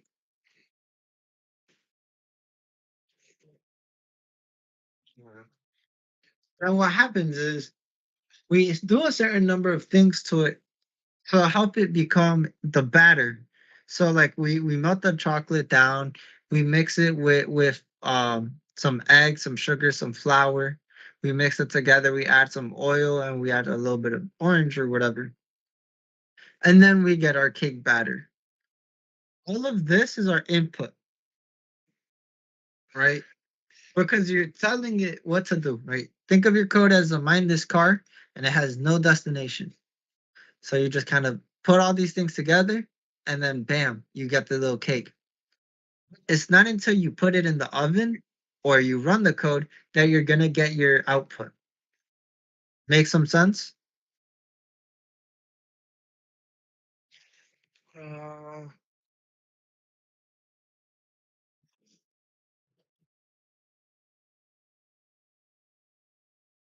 let's see. Does it make a little sense? You don't have to think about like the actual recipe, but more so just I like the think it idea does. of it. Is a little bit. Yeah. Right? So here, let me show you here. What's our input? Right? What's literally our input?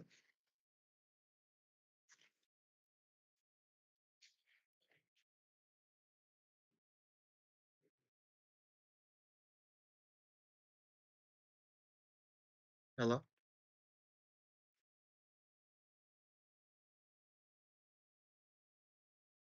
Elijah? Sorry. Wait, let's see. Number one. Wait, don't count it. Wait a second. Wait, it says 7, right? No. Wait, wait a minute. Wasn't the last question? Yeah. Yeah, that don't count on it ended up being our output. Oh, the output. Let's see. So what was our input?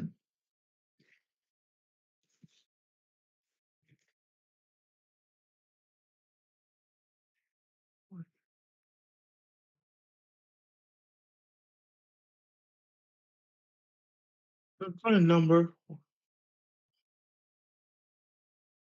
Wait, No. wait. We got line It 11. ask a yes or no question. Exactly. So then what's our input? Our input would be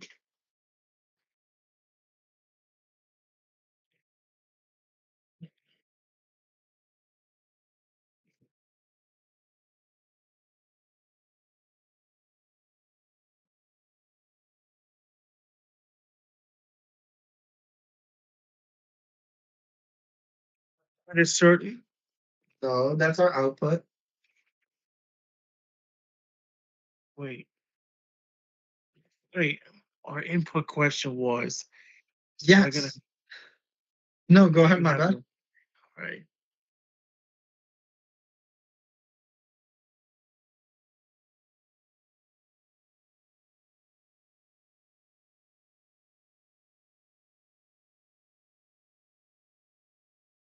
I guess. Am I gonna have a lucky day? You told me to trace back. Yeah. So well, go through the code real quick, right? All right. I kind of want you to problem solve with it a little bit and just think about it. Right? So what's the first thing that we do? We generate a random number right here. We don't have to worry about this part. This was given to you. This part is the part where the real code starts. So from here, what do we see? What is this? What's this firstly, right?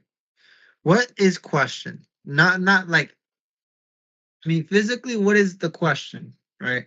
In terms of, is it a variable? Is it an integer? What is it?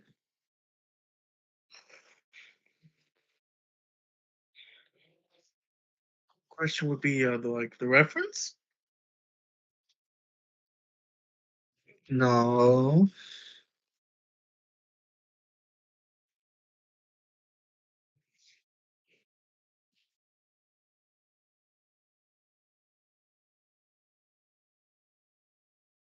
Starts with a V.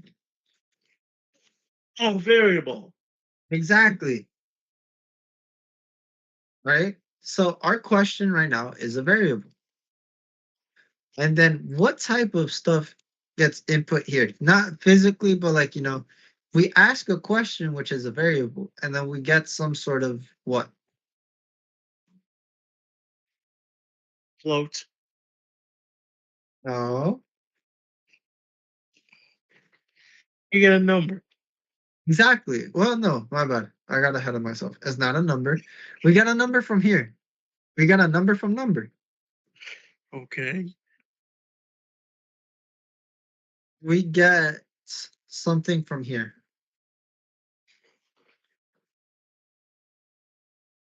The input. Wait, if question's a variable, doesn't that mean we get the integer afterwards? Close.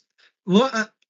We know that variables can take either integers, um, floats. What else can they take in?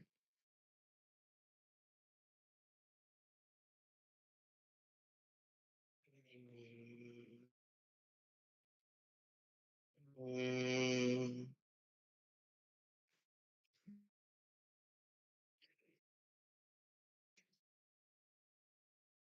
can be floats, can be integers. We never talked about booleans yet. No, it's not a boolean.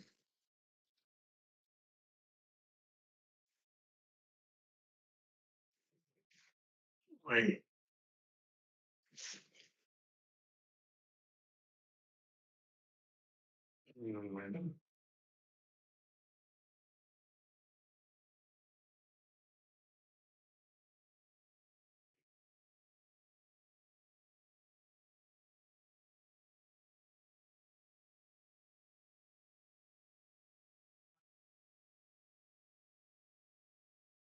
Maybe a string.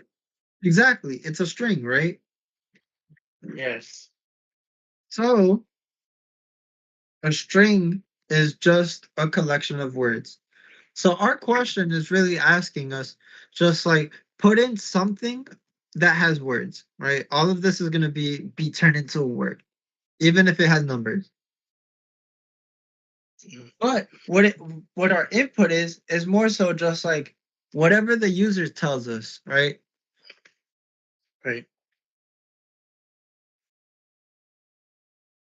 Make sense a little bit more? Yes.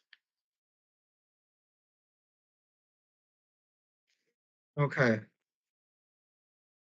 So let's see. Let's just say that we got a random number from 1 through 10. Let's say the number is 5. What would our output be in this case?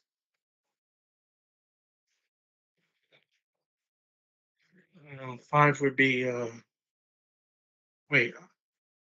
Wait a minute. Take me back to that first part you would say.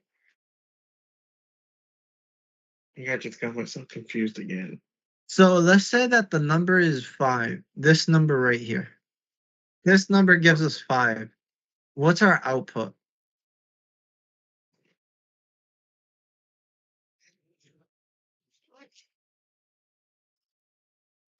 Asking again later.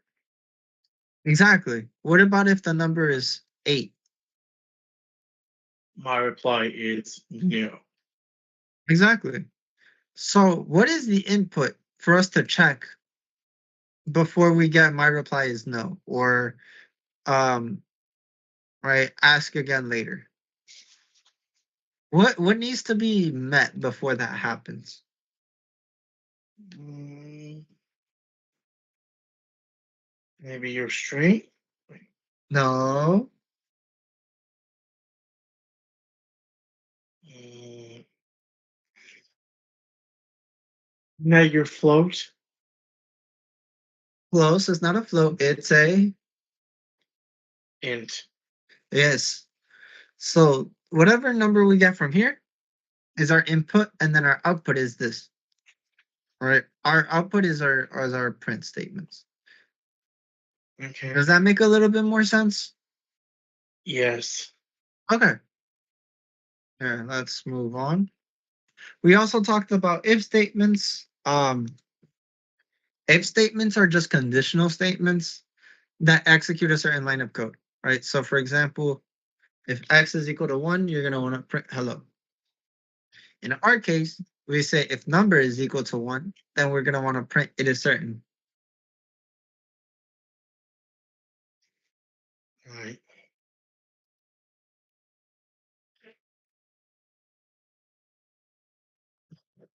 Okay, if it says it is certain, it's just supposed to be. Can you take me back to the question? So I was just asking, right? More so like if you understood, right? For if statements, do you understand that it's a conditional statement? So you have to meet a certain condition in order for this to be met, right? So in our case, what's the condition? For let's just say line 12. If number is equal to 1, right? What is the condition that needs to be met? Certain. No. What's the condition?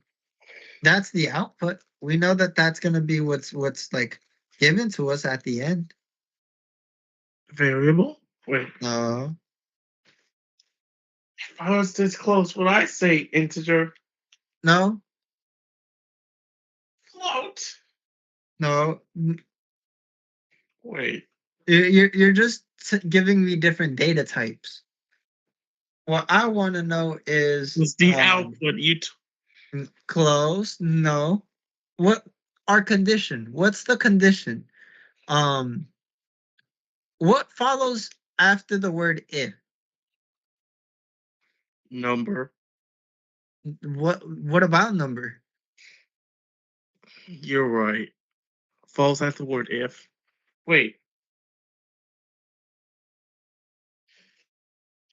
What is after the word if? Literally everything after if. I thought you meant what if as a.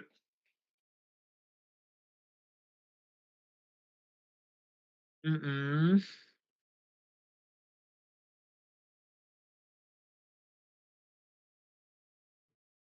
I thought you.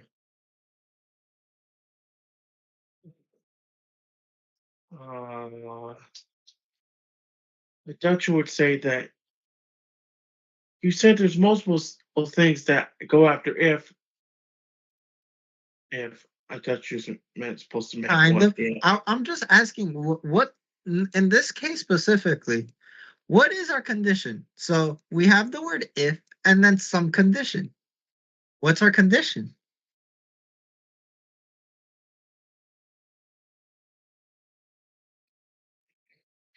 Uh, your yes or no question. Mm-mm. Elijah, can you do me a favor and read line 12? If number is equal to 1. Now take out the if and give it back to me again. What does line 12 say without the if? Number equal to 1. That is our condition. I see. Yeah. So what this is saying is it's checking to make sure that number, in our case, is equal to a certain value, and then we're gonna get this code right here. So you see how kind of everything works together?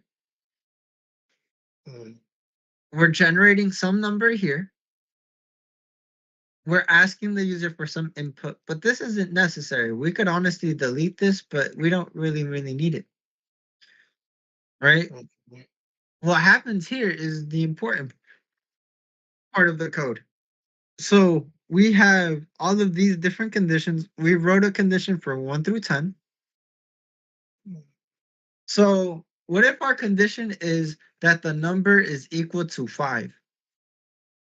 What would happen? What are we gonna see?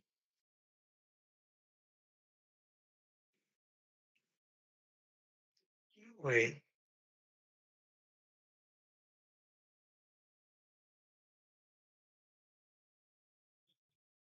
Number equal to 1. Wait.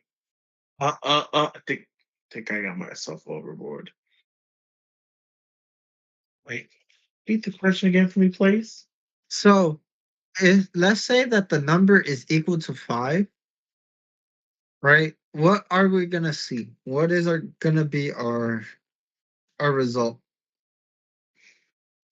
I'll ask again later. Exactly, right? Yeah. Excuse me. No worries. So 5 is our condition, right? If number is equal to 5, that condition is met, and then everything else fails. Does 5 equal 1?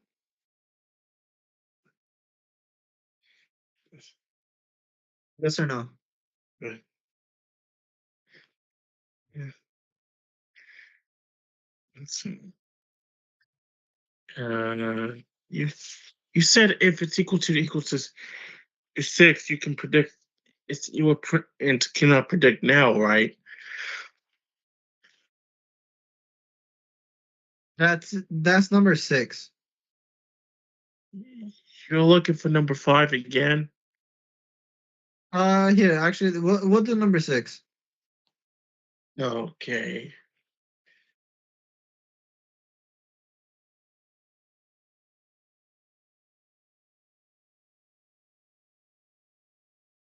So what happens when number is 6? What do we get? We get cannot predict now. Exactly. And then everything else is not 6, right? There's only one number that's 6. Does 6 equal 1? It is certain. No. Does the number 6 equal to the number is 6 equal to 1? Yes or no? Yes. No. So if I have 6 apples, is that the same as me having 1 apple? Actually, that's different. And so, no. If I have 6 apples, is that the same as having 2 apples? 6 apples. That's no. Is having 6 apples the same as having 3 apples? No, keep going. Right? So if we have 6 apples, is that equal to 6 apples? Mm, no. Wait, wait. Is that for 6 to 4 apples? No, 6 to 6. Oh, yes, it is. What about 6 to 10? 6 to 10 apples. That's too many. Exactly. So this is the only one that it could be. This is our only condition. Does that make a little bit more sense?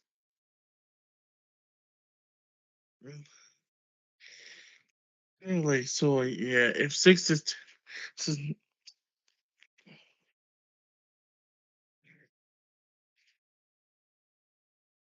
about that, so I mean, it's 6 to 10 apples. It will be too heavy. Wait, wait. Exactly. There's too many. Yeah.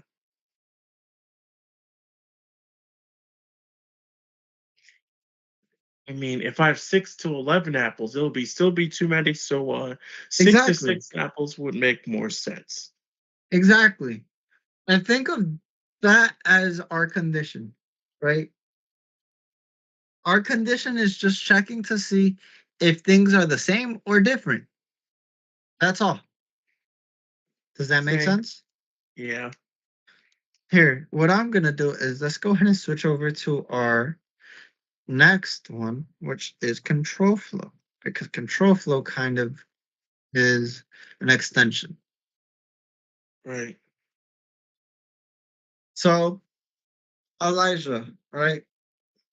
What is control flow? Control flow Guiding, just. Oh, go ahead. Actually, guiding the execution of a program based on conditions and loops. what do you think that means?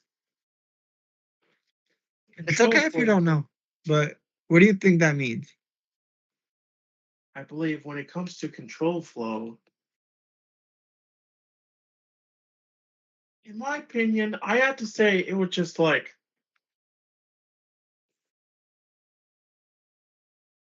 you have to like go with the flow and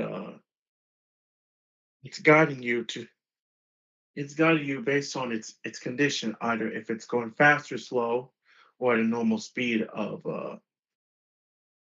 the conditioning of loop. Kind of. Here we'll talk about this a little bit more. What this means is it just tells it what to do. Have you ever driven before? Do you know how to drive? I used to drive, but sometimes driving ain't easy for me, Eh, if you know what I mean.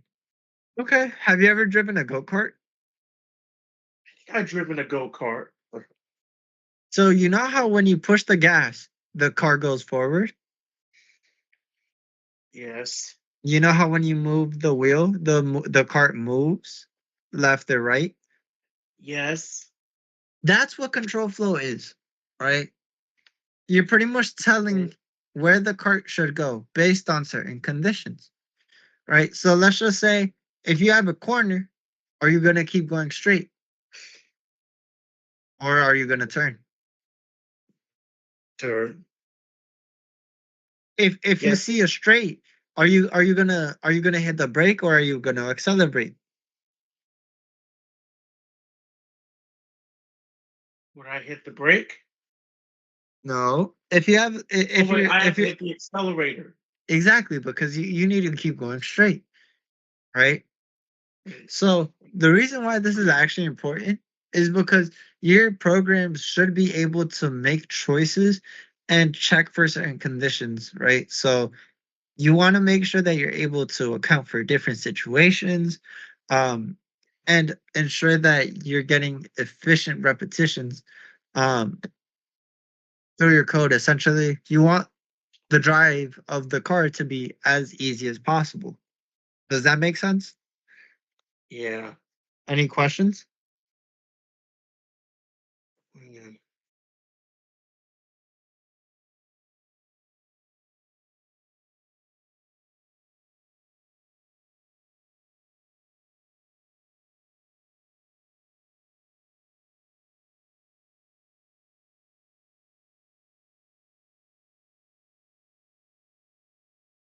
Elijah? Why is it important? Yeah. Oh wait. No, no, no. Not why is it important? I mean, more so just like, do you have any questions or are we good to move on? I think we're good to move on. Okay. So, the way that we're going to do this, we've already seen some of it. So, you know how we have if statements? Yes. Elijah? Hello? You thought I was frozen, but I was still there. Okay. So, apart from just the if statements that we've talked about, we also have elif and else statements, right? If is kind of like your first conditional check. You want to do if this, then do this, right? If you see a corner, what do you do? Right. Exactly, right? So let's just say that it's not that simple, right? If you see a right turn, what should you do? Or a right corner? Should I probably accelerate? No. So if you have a corner on your right hand side, Oh where wait, should you I turn? should probably hit the brake. No. Well, you want to turn. Oh, I should have known. It's okay. All right.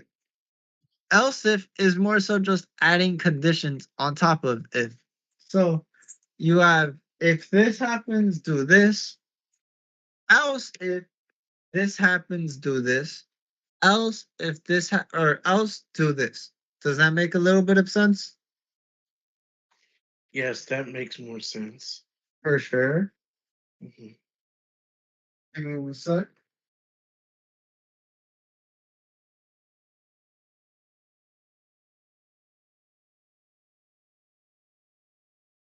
Okay.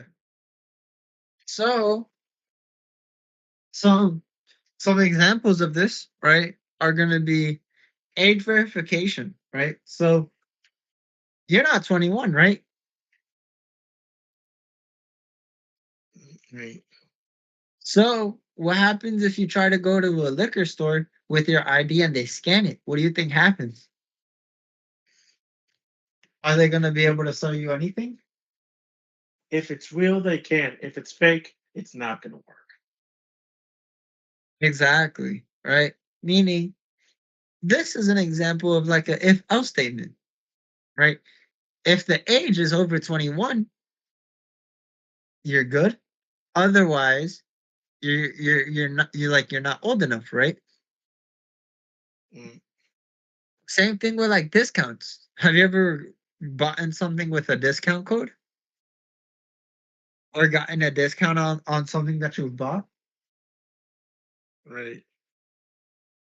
That's very similar to what happened, right? Right. So then you get like, for example, if there's this code, apply this discount on the order, etc. Make sense? Yes. Uh, I know you play a lot of Madden, right? Yes. I do.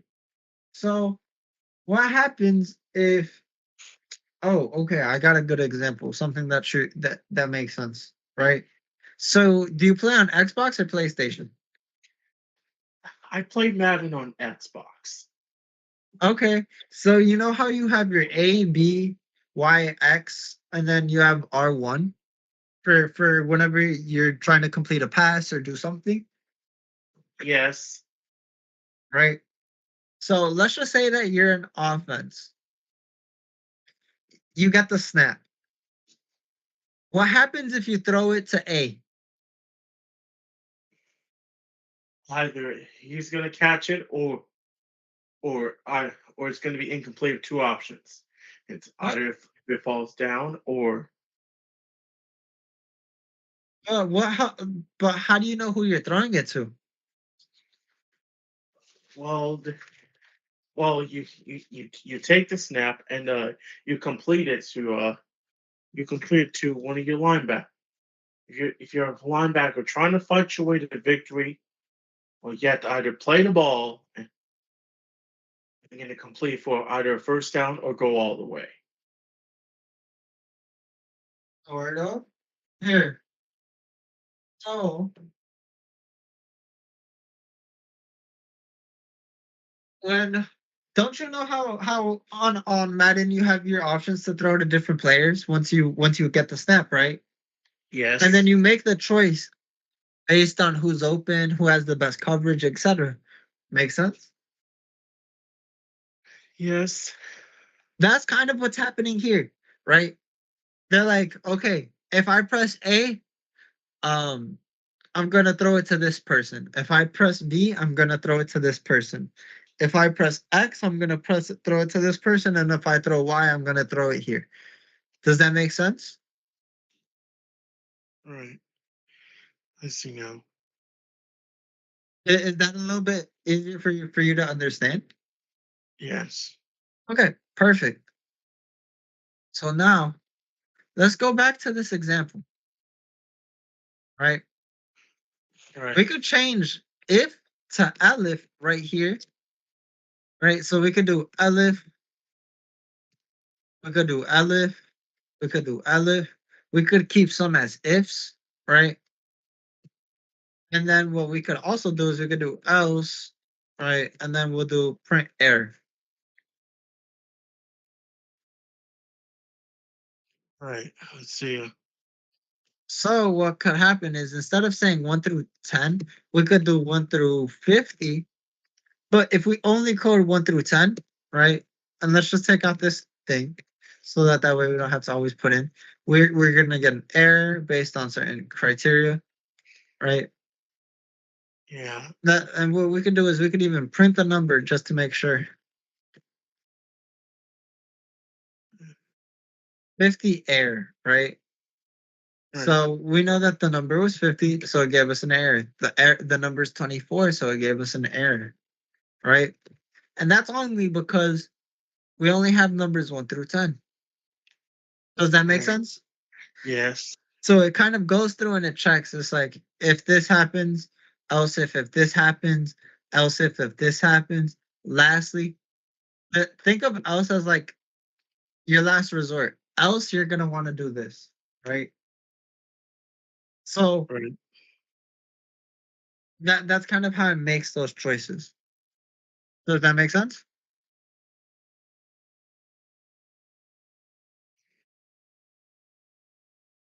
Any questions on it so far?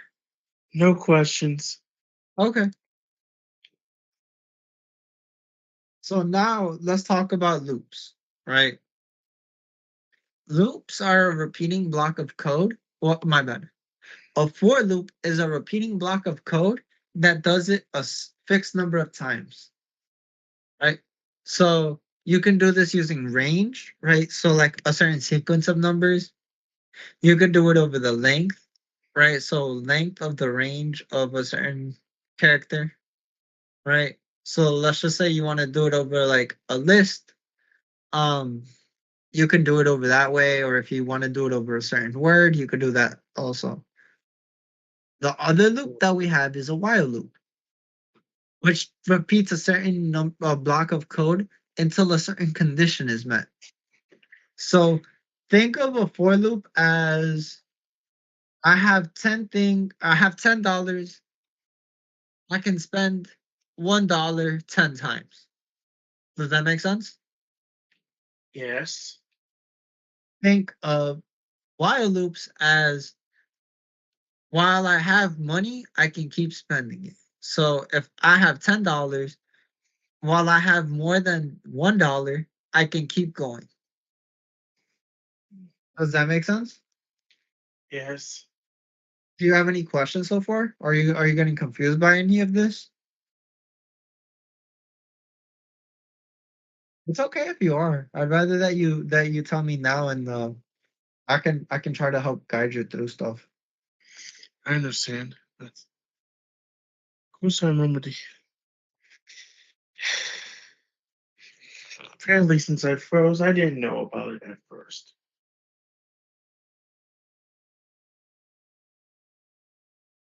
Makes sense. Okay. Here.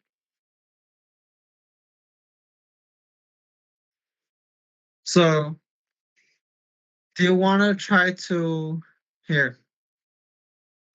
I don't want to get too deep into it. Let me pull up the third lab, and then I think we'll start working on it. Just so that way we can kind of get a little bit of exposure to some of this material. And especially since the third lab kind of builds on everything else.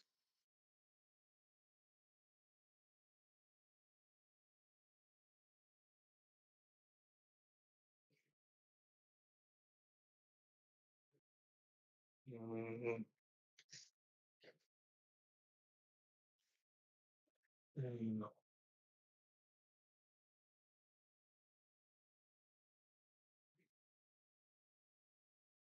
Yeah, and then install plugin.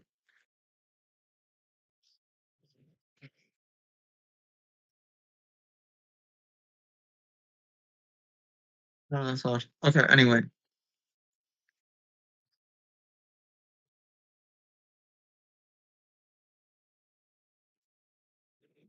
So let's go to lab 3, third lab. Okay. So what I want you to try to work on, um, And I'll walk you through the first example, and then from here, I want you to keep trying. Dang, what happened?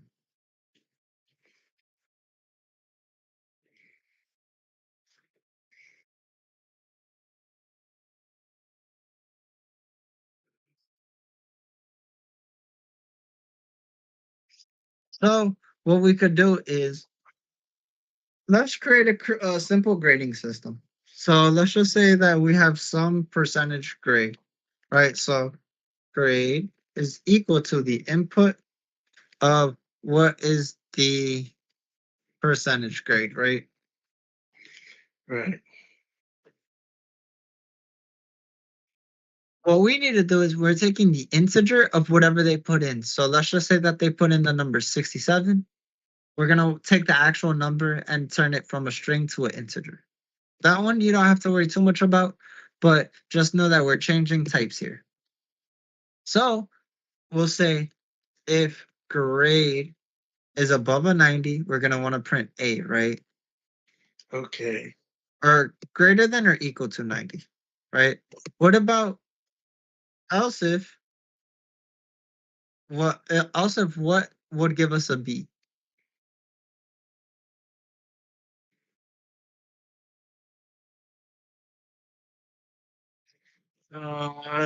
Elif would be great. Elif, Elif was 90. Wait, can you repeat the question again? So yeah. So how would we do this for if we wanted to print the letter B, how would we do it using this criteria?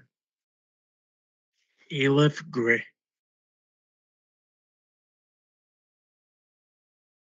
See, Elif would be greater than the n or equal to 80.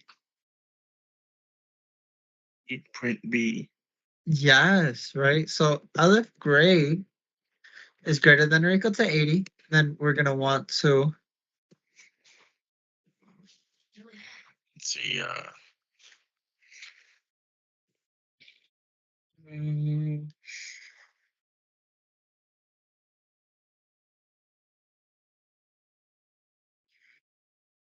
so what I want you to do is take a couple minutes and then just fill out the rest of this. So copy what I have here, and then for the last one, just use an else statement. So try to do if, aleph, and then else. I'll come back, Okay. check up on you in like let's just say 5 minutes. Okay.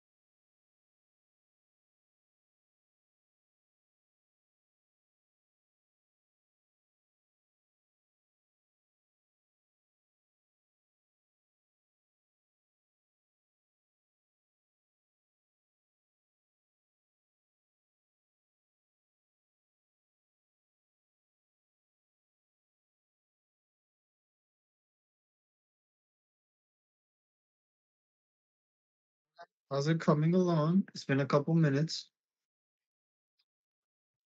Apparently, I had to figure out what you just wrote until I had to get it now. So yeah. Okay. Yeah, no worries. I just want you to be all good. Yep.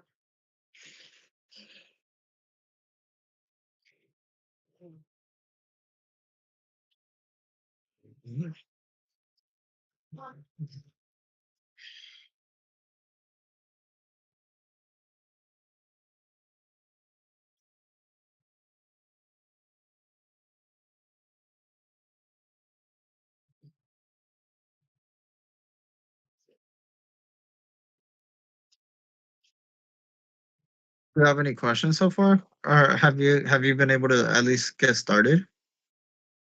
Actually, I have.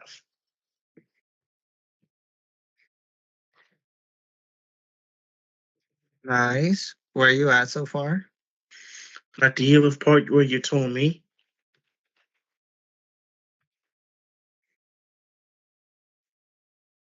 Nice.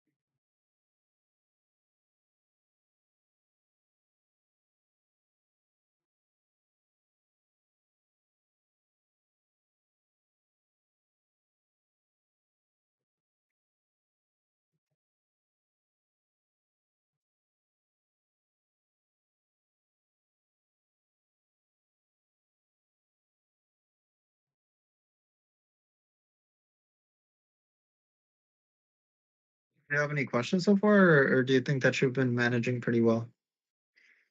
I might be able to manage it pretty well. Good job.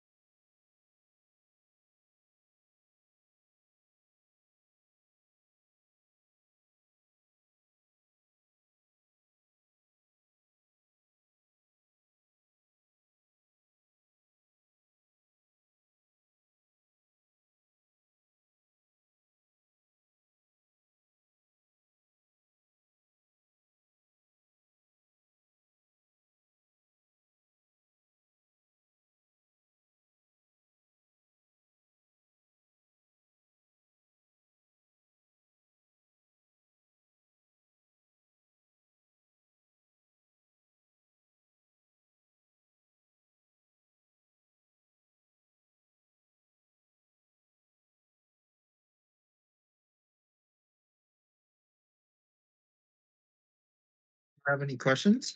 How are you doing right now?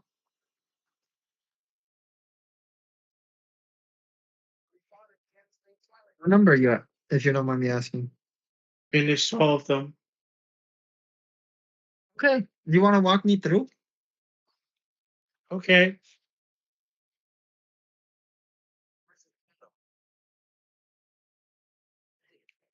Okay, so we already got the first two. So Mhm. so I said Aleph grade greater than equal to 70, Yeah. and you print C. Uh-huh. And then? Aleph grade greater than or equal to 60, print D. Yeah.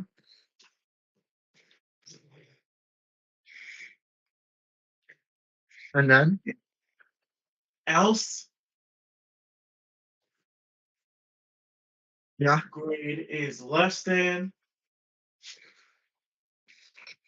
or equal to 60 would be an F. So, okay. Also, so you're very close. You're almost there. For else, you honestly don't need anything. So you could take off. For else, it's just else print F. Oh,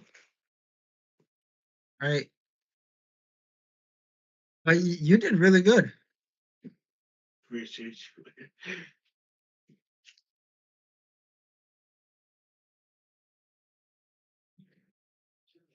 Okay. So how did that feel? Did it feel good? It felt pretty good. Okay. So now let's go on to yeah here. Would you want to try problem two on your own for a little bit, or do you want me to like walk you through like an outline, or like how would you want this? Why don't Also, you wait, walk me actually, through? here let me wait. What'd you say? You can walk me through. Okay. Do you want to do the full thing, or do you want to take it? You know what? Here, I'll give you some examples, and then from there we'll start taking it a little bit slow. Um, all right. So here, let's do this. So right now we're gonna want to create a guess the number game, right? And then in here it says for this problem, try to create a number game using a while loop so that the computer chooses some random number, and then the user has to try to guess that number until they win. First try it from the numbers 1 through 10, Okay. and then maybe do like 1 through 100. So an example of that is okay. Here, let's play it me and you together, and then from there I'll kind of give you an example. So I'm thinking of a number between 1 and 10. What's your guess? All right. Did you say 9? I could have said 8. 8, but No, what's your guess? It's okay. I'll tell you if you're right or wrong. let me see. I got a 7. Nope. Try again.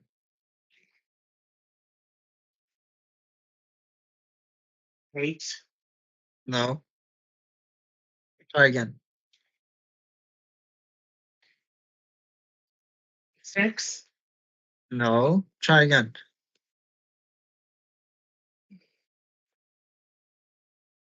3. No. Try again.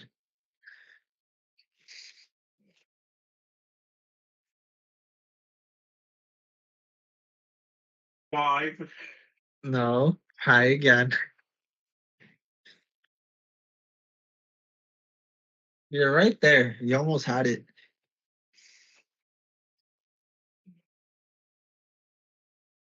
9. No. Oh, Wait. There's one number that you haven't said. 2. Yeah. Yeah, 2 was it. Okay. So you see how it works?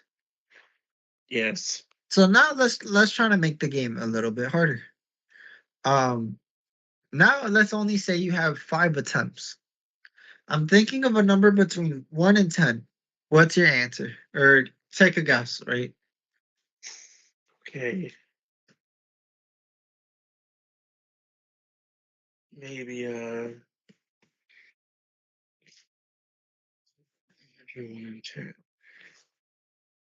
maybe 7. Nope. Try again. Okay. 3. No, try again. You've used 2 of your guesses so far. You have 3 guesses remaining.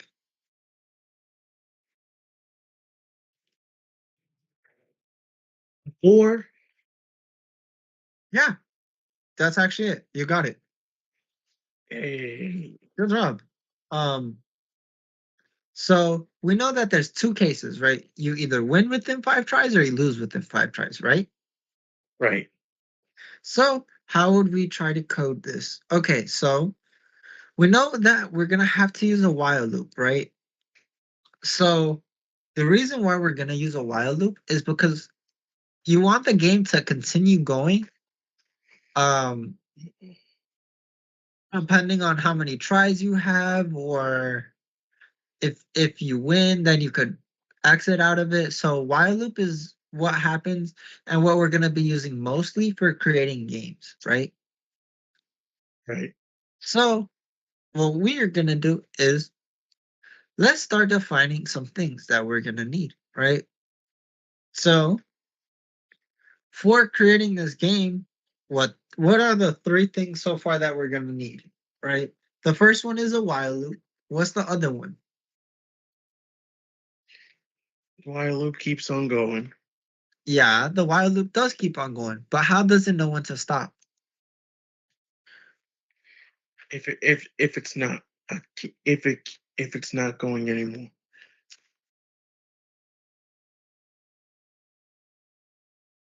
Let's see. When that loop stops until it's met. Exactly. Right? So what we could do is we can use some of this information to kind of determine what we need to do.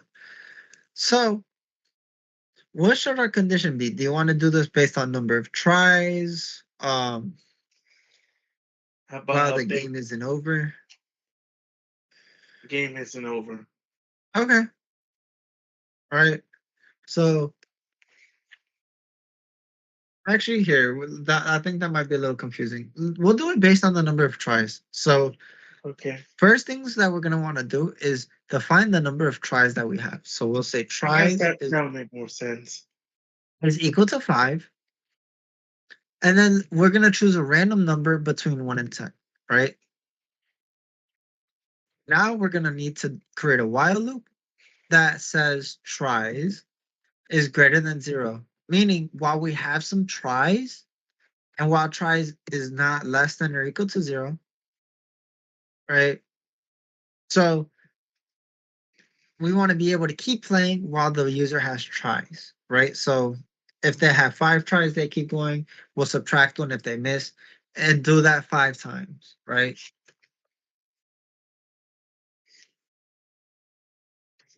So from here, I'll give you kind of like the outline, and then I want you to try to take a stab at it, and then I'll come back to you within another like 5-10 minutes.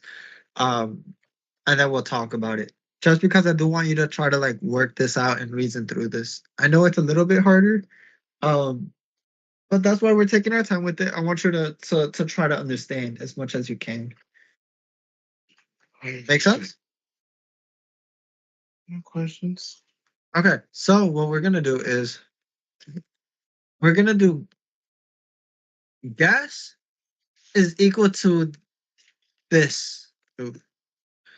Guess is equal to the int of the input of whatever they put, right? So they're gonna choose a new line or a number between 1 and 10, right?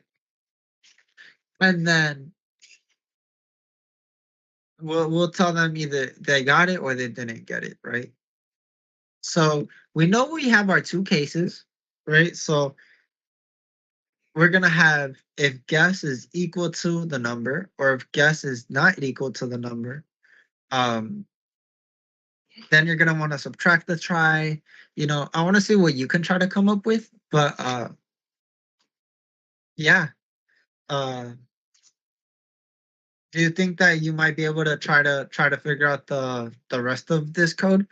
I think you only need to add like 4 or 5 lines before you can make it run. Mm, I'm Here, better yet, what do you think is the most confusing for you at the moment?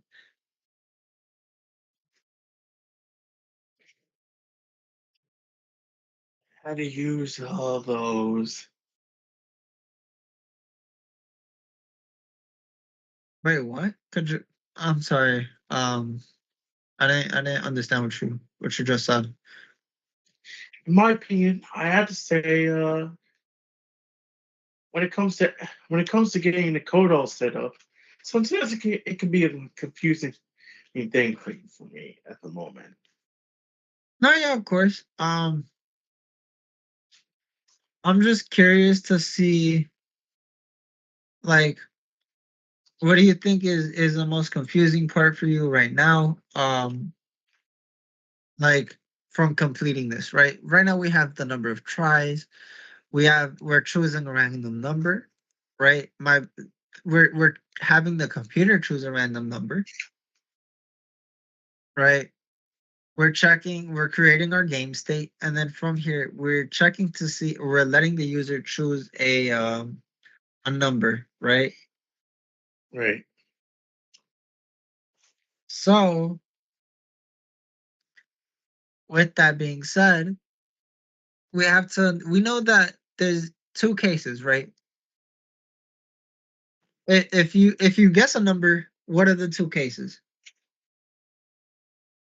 Mm, Guessing one of the two cases. Yeah, like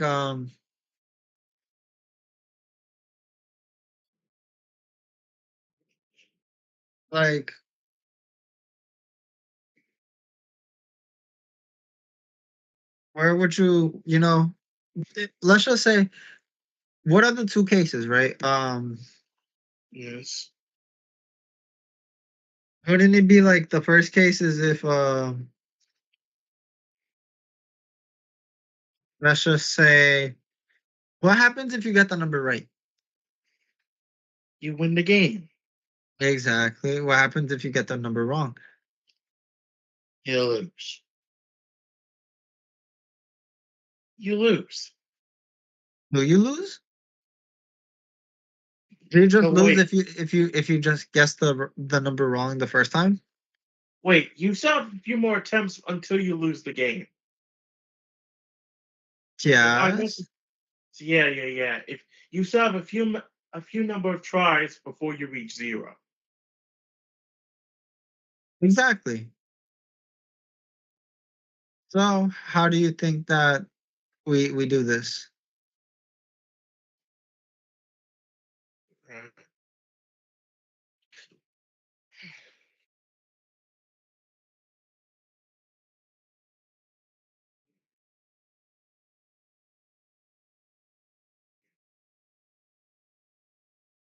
I'm just curious. And I know that I'm pushing you a little bit, but I believe in you. Guess the number between 1 and 10. Yes, they do choose a number between 1 and 10. But we know that it's either you choose the right number and then what happens? The game's over, right? Right. And then if the game's not over, um, then what should happen?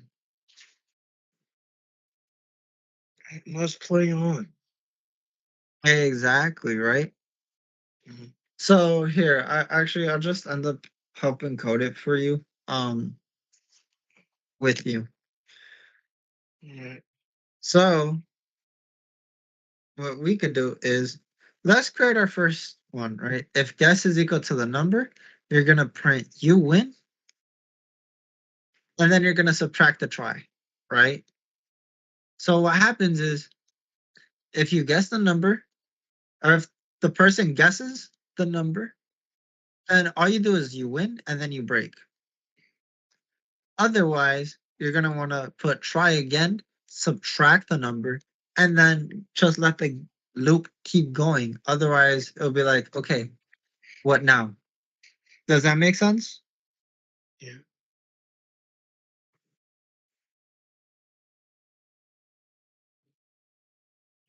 So, what do you think that this would work? Yeah, because if you have one try left and you have to make the right decision, either it's win or go home. Something like that. Here, what we could do is let's just test it. Let's run it. So we'll do 78, and then that's a C. Now let's guess the number between 1 and 10. 5. Try again. 4. Try again. 7. Try again. 8. Try again. 2. Try again. So it just ended abruptly. We can change this. We could do Aleph, right? Aleph. Right. Guess does not equal the number. We're going to want to do that, or else, right? We're going to print you lose, break, and then we're going to want to print the number was number. So now let's try it again.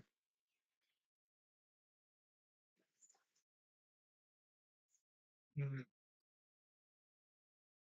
It's true. All right, let's play this together. Give me a guess for a number. Okay. Let's see. Let's see. How about 6? Okay, let's try 6. Try again.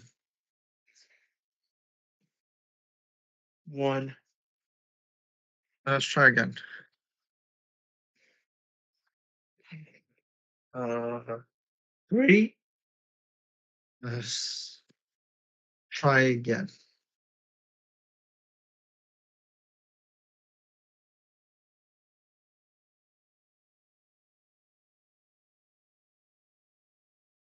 4.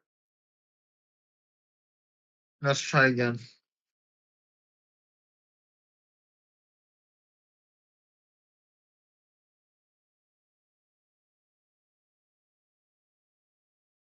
5. No, we already guessed 5. We haven't guessed 5.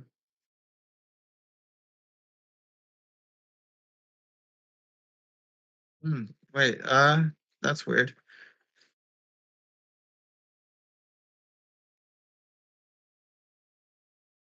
So we're here. What the heck? Should be 78. I'll do 1. So, hey, 78. 1. What the heck? 78. 1, 2, 3, 4, 5.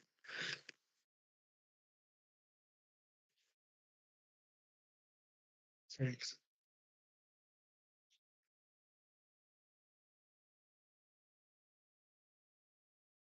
Wait, wasn't it? How about 8, 9? Oh, actually, let me do let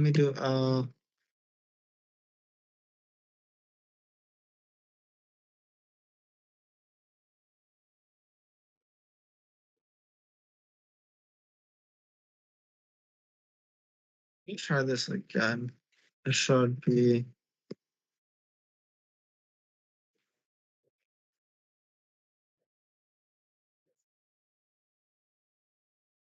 Huh. I guess it's never reaching this condition. It just breaks out before then. Yeah. So what we could do is we could just change this does not equal 0.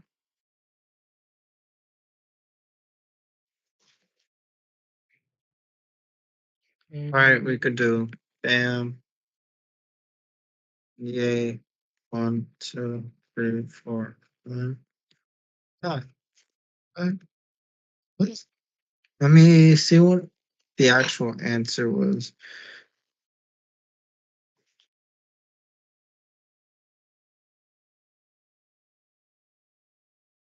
Oh,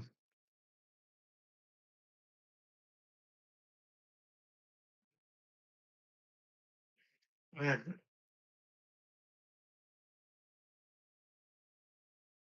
well, I guess that's a completely different iteration. Either way, so what we could do is we could do. Pretty sure it's.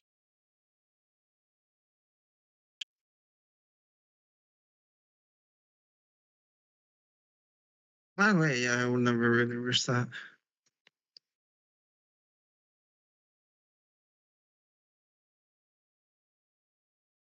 But yeah, do you understand the main thing? The Yes. main concepts of it? Now I understand. Do you have any questions about it? Apparently, no questions. You sure? I'm sure. Shall we keep moving on? Let's go ahead and move on. Everything good? Everything good. Okay. Yeah. So that's kind of an example of a while loop. We haven't really used for loops like that, but we definitely will.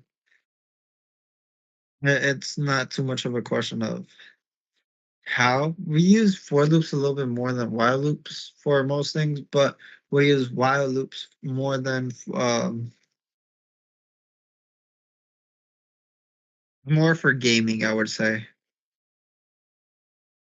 Right. So let's see. Readability. The reason why we're learning this, by the way, is because A, it makes our things a little bit more readable. Overall, it's gonna make sure that we know roughly what we're doing. Um, and then just trying to be as thorough as possible for everything, right? As well as it helps make sure that we are able to break stuff down into smaller pieces of code, which so far we did see, and it was looking good. All right, Yeah. as well as performance. So you want to make sure that you're choosing the right type of loop, because the only thing that's scary about the loop is a if you choose the wrong loop, it will give you a infinite loop. For example, if you put instead of less than or equal to, right, you just put is equal to, then the big thing that's scary is mainly you're never subtracting anything. So here, let me just show you an example. So all right, so it doesn't equal 0, but let's just say that we forget to take off the number of tries. That means we're gonna be running this game forever until we get the right combination. In some cases, sometimes you might just be running it forever. Does that make sense? Yes. Do you want to be here? How about this? I feel like I've been doing a lot of the talking. Let's see. I want to hear in your words what is what have we talked about? I want to hear you summarize it. I want to hear you be the teacher. I want to make sure that things are good and that you're understanding.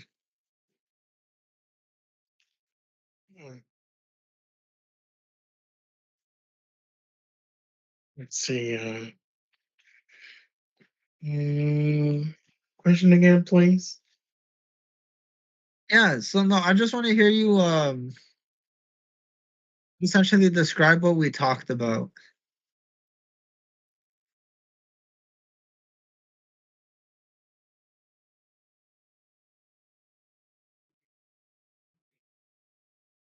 So can you explain to me here, we'll start off small.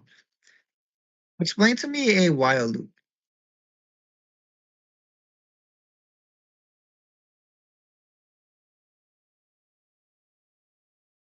In your own words.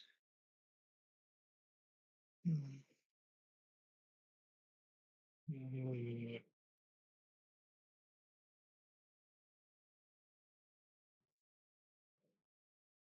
mm,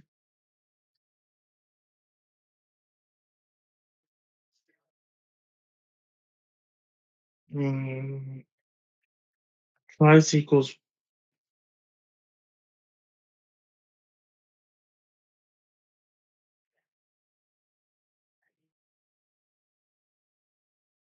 What happened?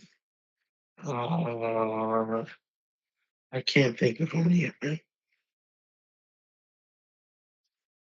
Here, would it be useful for us to review that one more time? Yes. Okay, so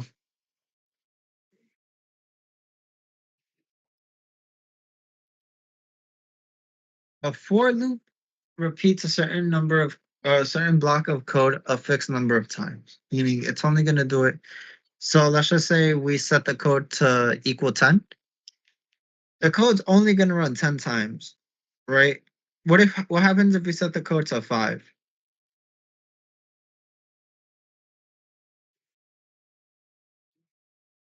How many times is it going to run?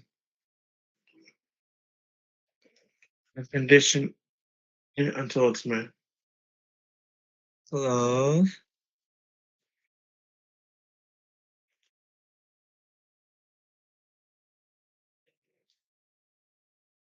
So I just told you that if I set the code, I can set a code for a for loop to only run 10 times, right? And I would set it equal to 10 and it's only going to run 10 times. What would I need to change to only set it for it to only run 5 times? 10 times. Wait. So let's change it from running 10 times to only eating 5 times or running 5 times.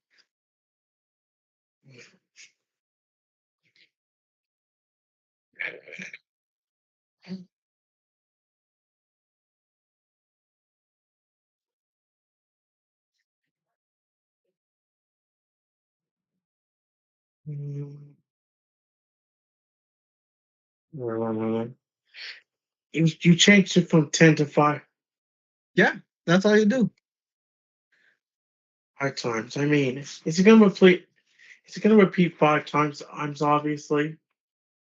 Yeah, that's right. It's only going to run 5 times. All right. So what if we wanted to run it more times? What would we need to do? Add it again. Yeah, so what number would we need to change from like 10 to what? 2. Wait, you meant 10 to 5, right? Well, that was to make it run less times. I'm asking you, what if we wanted to make it run more times? We should add like 6 more. What? Uh, it'll loop again until condition is met. Wait. Ah.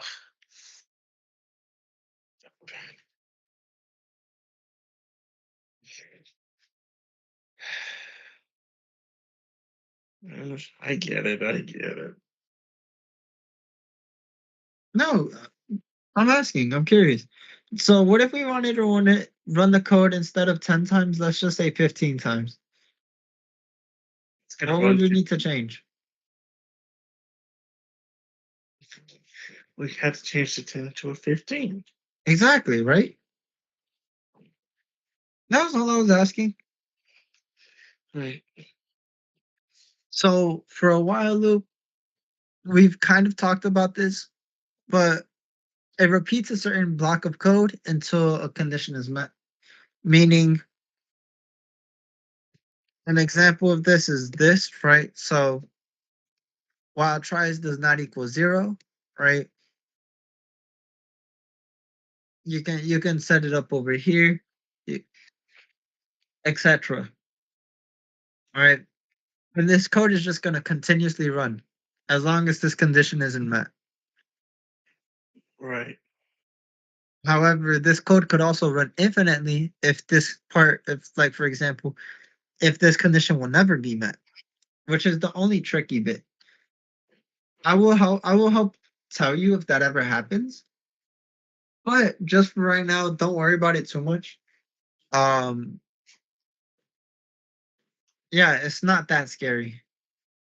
Trust. Okay. So now, in your own words, what would you say the biggest difference between a for loop and a while loop is?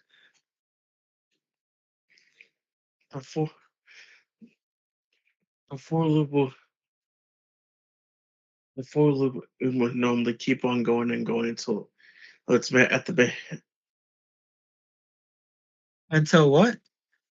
until the condition is met at where it's supposed to be. And the while loop, it's just if you're the energizer buddy, it keeps on going and going and going and going. So it keeps going. So it keeps looping, and for how many seconds? Until it's met. Exactly. Good job.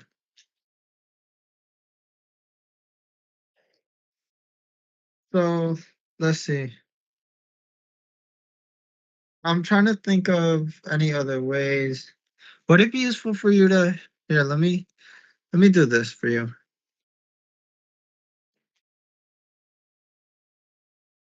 So let's do for loop. So what we could do is we could print all the numbers from 1 to 10 just by doing for I in range of 10. Right? Oh, oops. Let me take out this part. So you notice how it starts off, it goes 0, 1, 2, 3, 4, 5, 6, 7, 8, 9. And then after that it stops. Right? Do you see that? Yeah. So what happens is it's only running this code 10 times.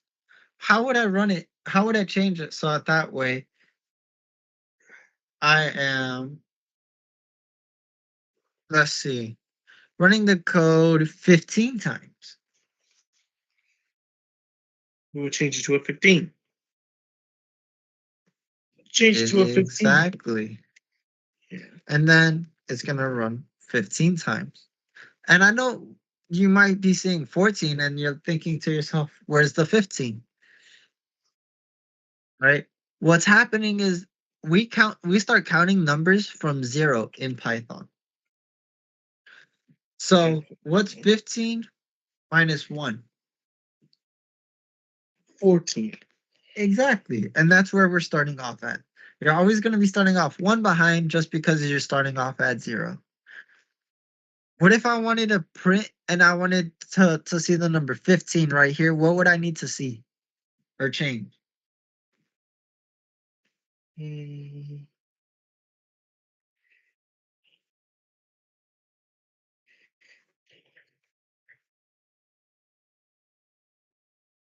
let's see. Repeat the question again. So let's just say that I wanted to see the number 15 be the last number. So right now we're seeing number 14, right? Yes. How would I change this so that way I can see the number 15? Change it from a 4 to a 5. No.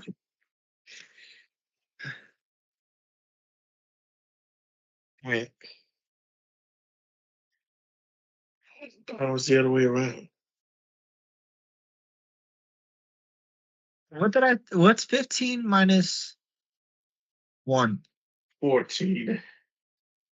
And if we wanted that to be 15, what would we You need got to to add do? it up again. Exactly. What would we need to add? 14 and 1. Close. Not 14 plus 1. We need to add what plus 1? 15 plus 1. Exactly. That's 16. Yes. So now, if we run this, we know that we should, in theory, it's 15. And that works. Does that make sense? Yes. Perfect. So we'll go back to 10 for right now. A while loop, right? It works a little bit different. So we know that this is counting to 10 in Python using a for loop. To do a while loop, we can either do I is equal to 0, and then while I is less than 10, we're going to print I and then add 1 to I. Does that make sense? Yes, it makes sense. Could you explain to me what's happening? Mhm.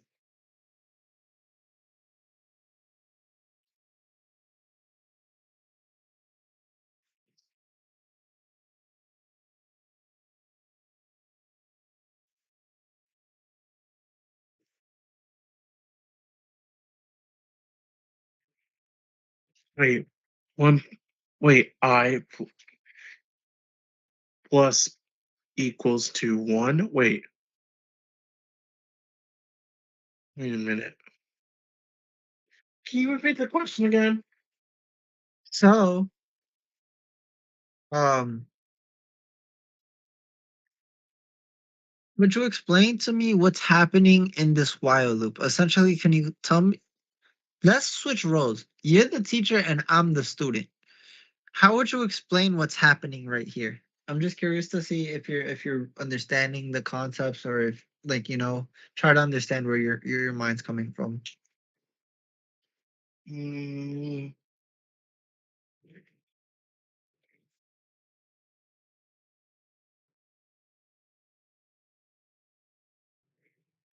maybe it's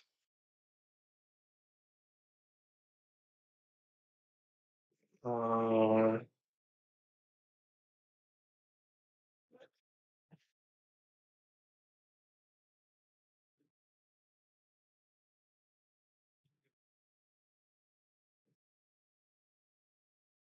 mm,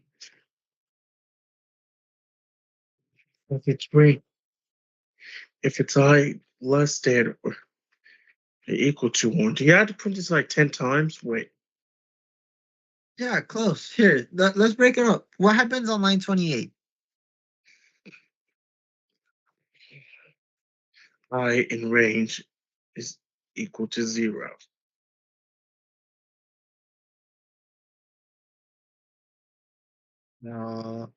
Wait,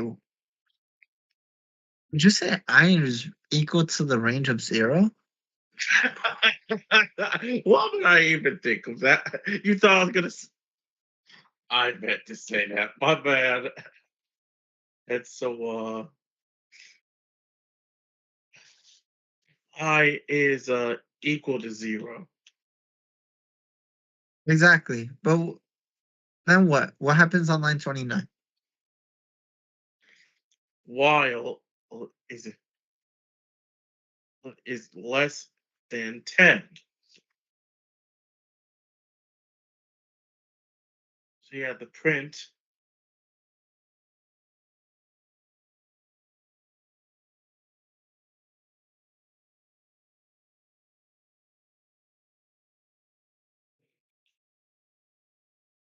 Yeah, but what are you printing? Here, I think you skipped over this. So right here, we're defining I is equal to 0.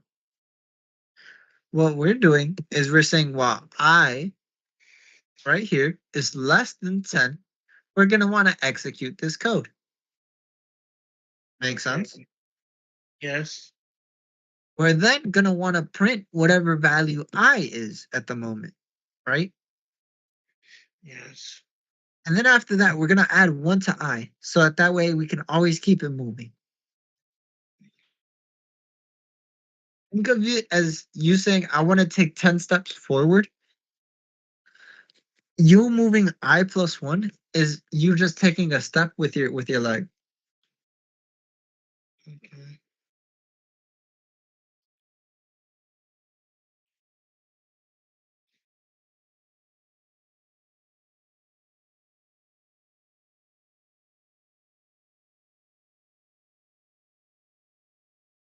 Wait, what about?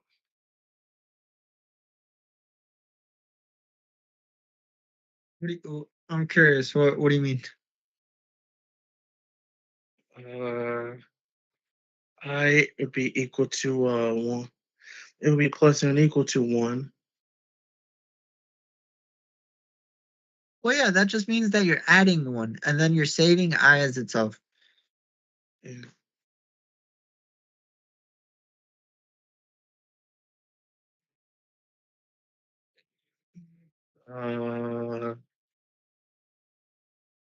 What's the next possible option saying that?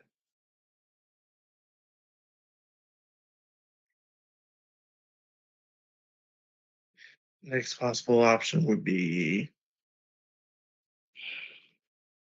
I know I equals 0, but then I would be plus 2 would equal to a 1. So don't you have to add? Don't you have to like add them up again? No. So, okay, here, let's run it. Let's think about it logically. Right here, we have I is equal to 0, right? Then we check right here. Is I, which is 0, less than 10? Is 0 less than 10? Yes. Then we're going to print I. What's I right now? Range. No, I is not range. I is what? The while loop. No. What? Look at I. Look at Variable. no. What is what is the actual value of I? I is a variable, yes, but what is I specifically?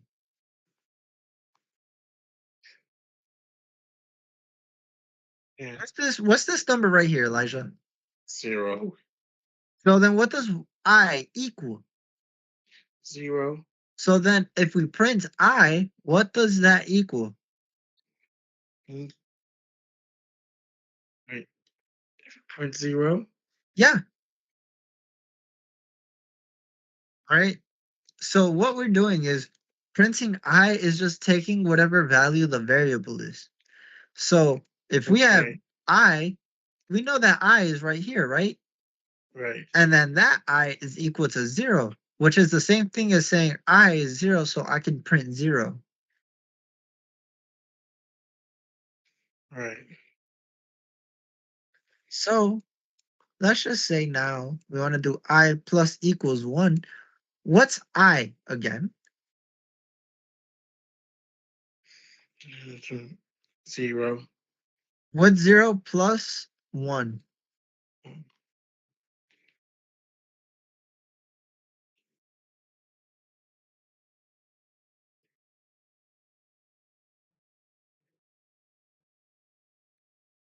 Okay, then that makes more sense.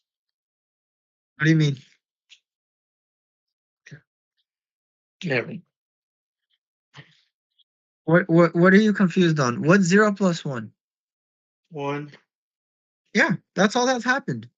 So now we go back here.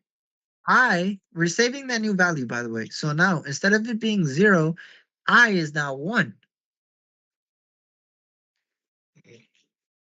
Does that make sense? Yes. Is 1 less than 0, or is 1 less than 10? Yes, 1 is less than 10. What do we get right here when we print I? What does I currently equal? 1. Exactly. Now what's 1 plus 1? 2. Exactly. So now we take I and we set that equal to 2. We go back here. Is 2 less than 10?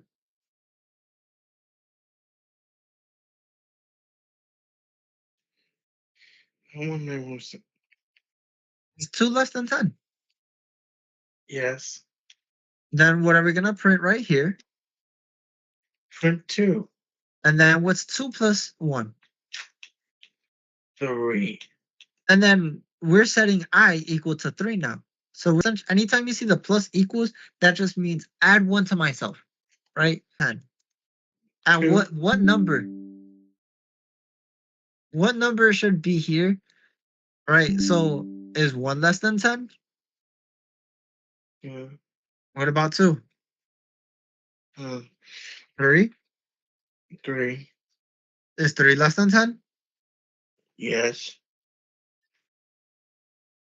What 3 is what less. number do you think that this breaks at? 5. No. Is 5 less than 10? Yes. So one number is not less than 10. 11. Close. Is 10 less than 10? No, it's the same. Exactly. So then that breaks here. That is the line that breaks. Okay. Right? Does that make sense? Yes. Okay. Here, I think we'll call it at right here. Since it's 7:57, I also want you to be able to get a little bit of time to you know, decompress, relax. Obviously, it's Valentine's Day, so I want you to enjoy. I get it. Um, I hope I wasn't too hard on you. I really want you to learn. I see so much potential in you, Elijah. All right. I understand. Yeah. I hope that you've been able to learn a little bit. Do you think I've been helping so far? Yeah, this helps so far. Do you think that you've been learning something new? Right. Okay. Yeah. Here, if anything, we'll call it. I also want everybody at Click to be able to close up shop and relax. So I'll call it here. I'll see you next week. All right. See you next week. All right, sounds good. Take care. Take care. You. I'll see you, Elijah.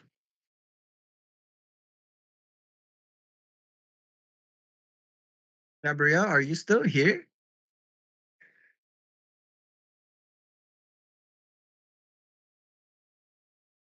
Oh, Gabrielle was here.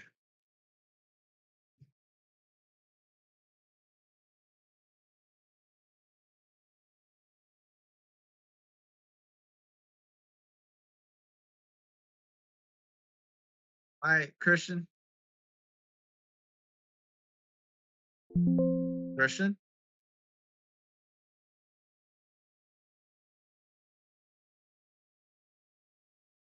Hello?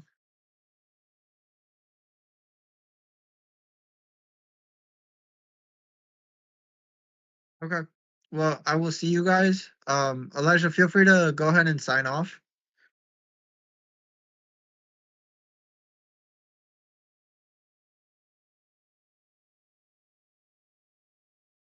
Okay. I will see you, Christian. Take care.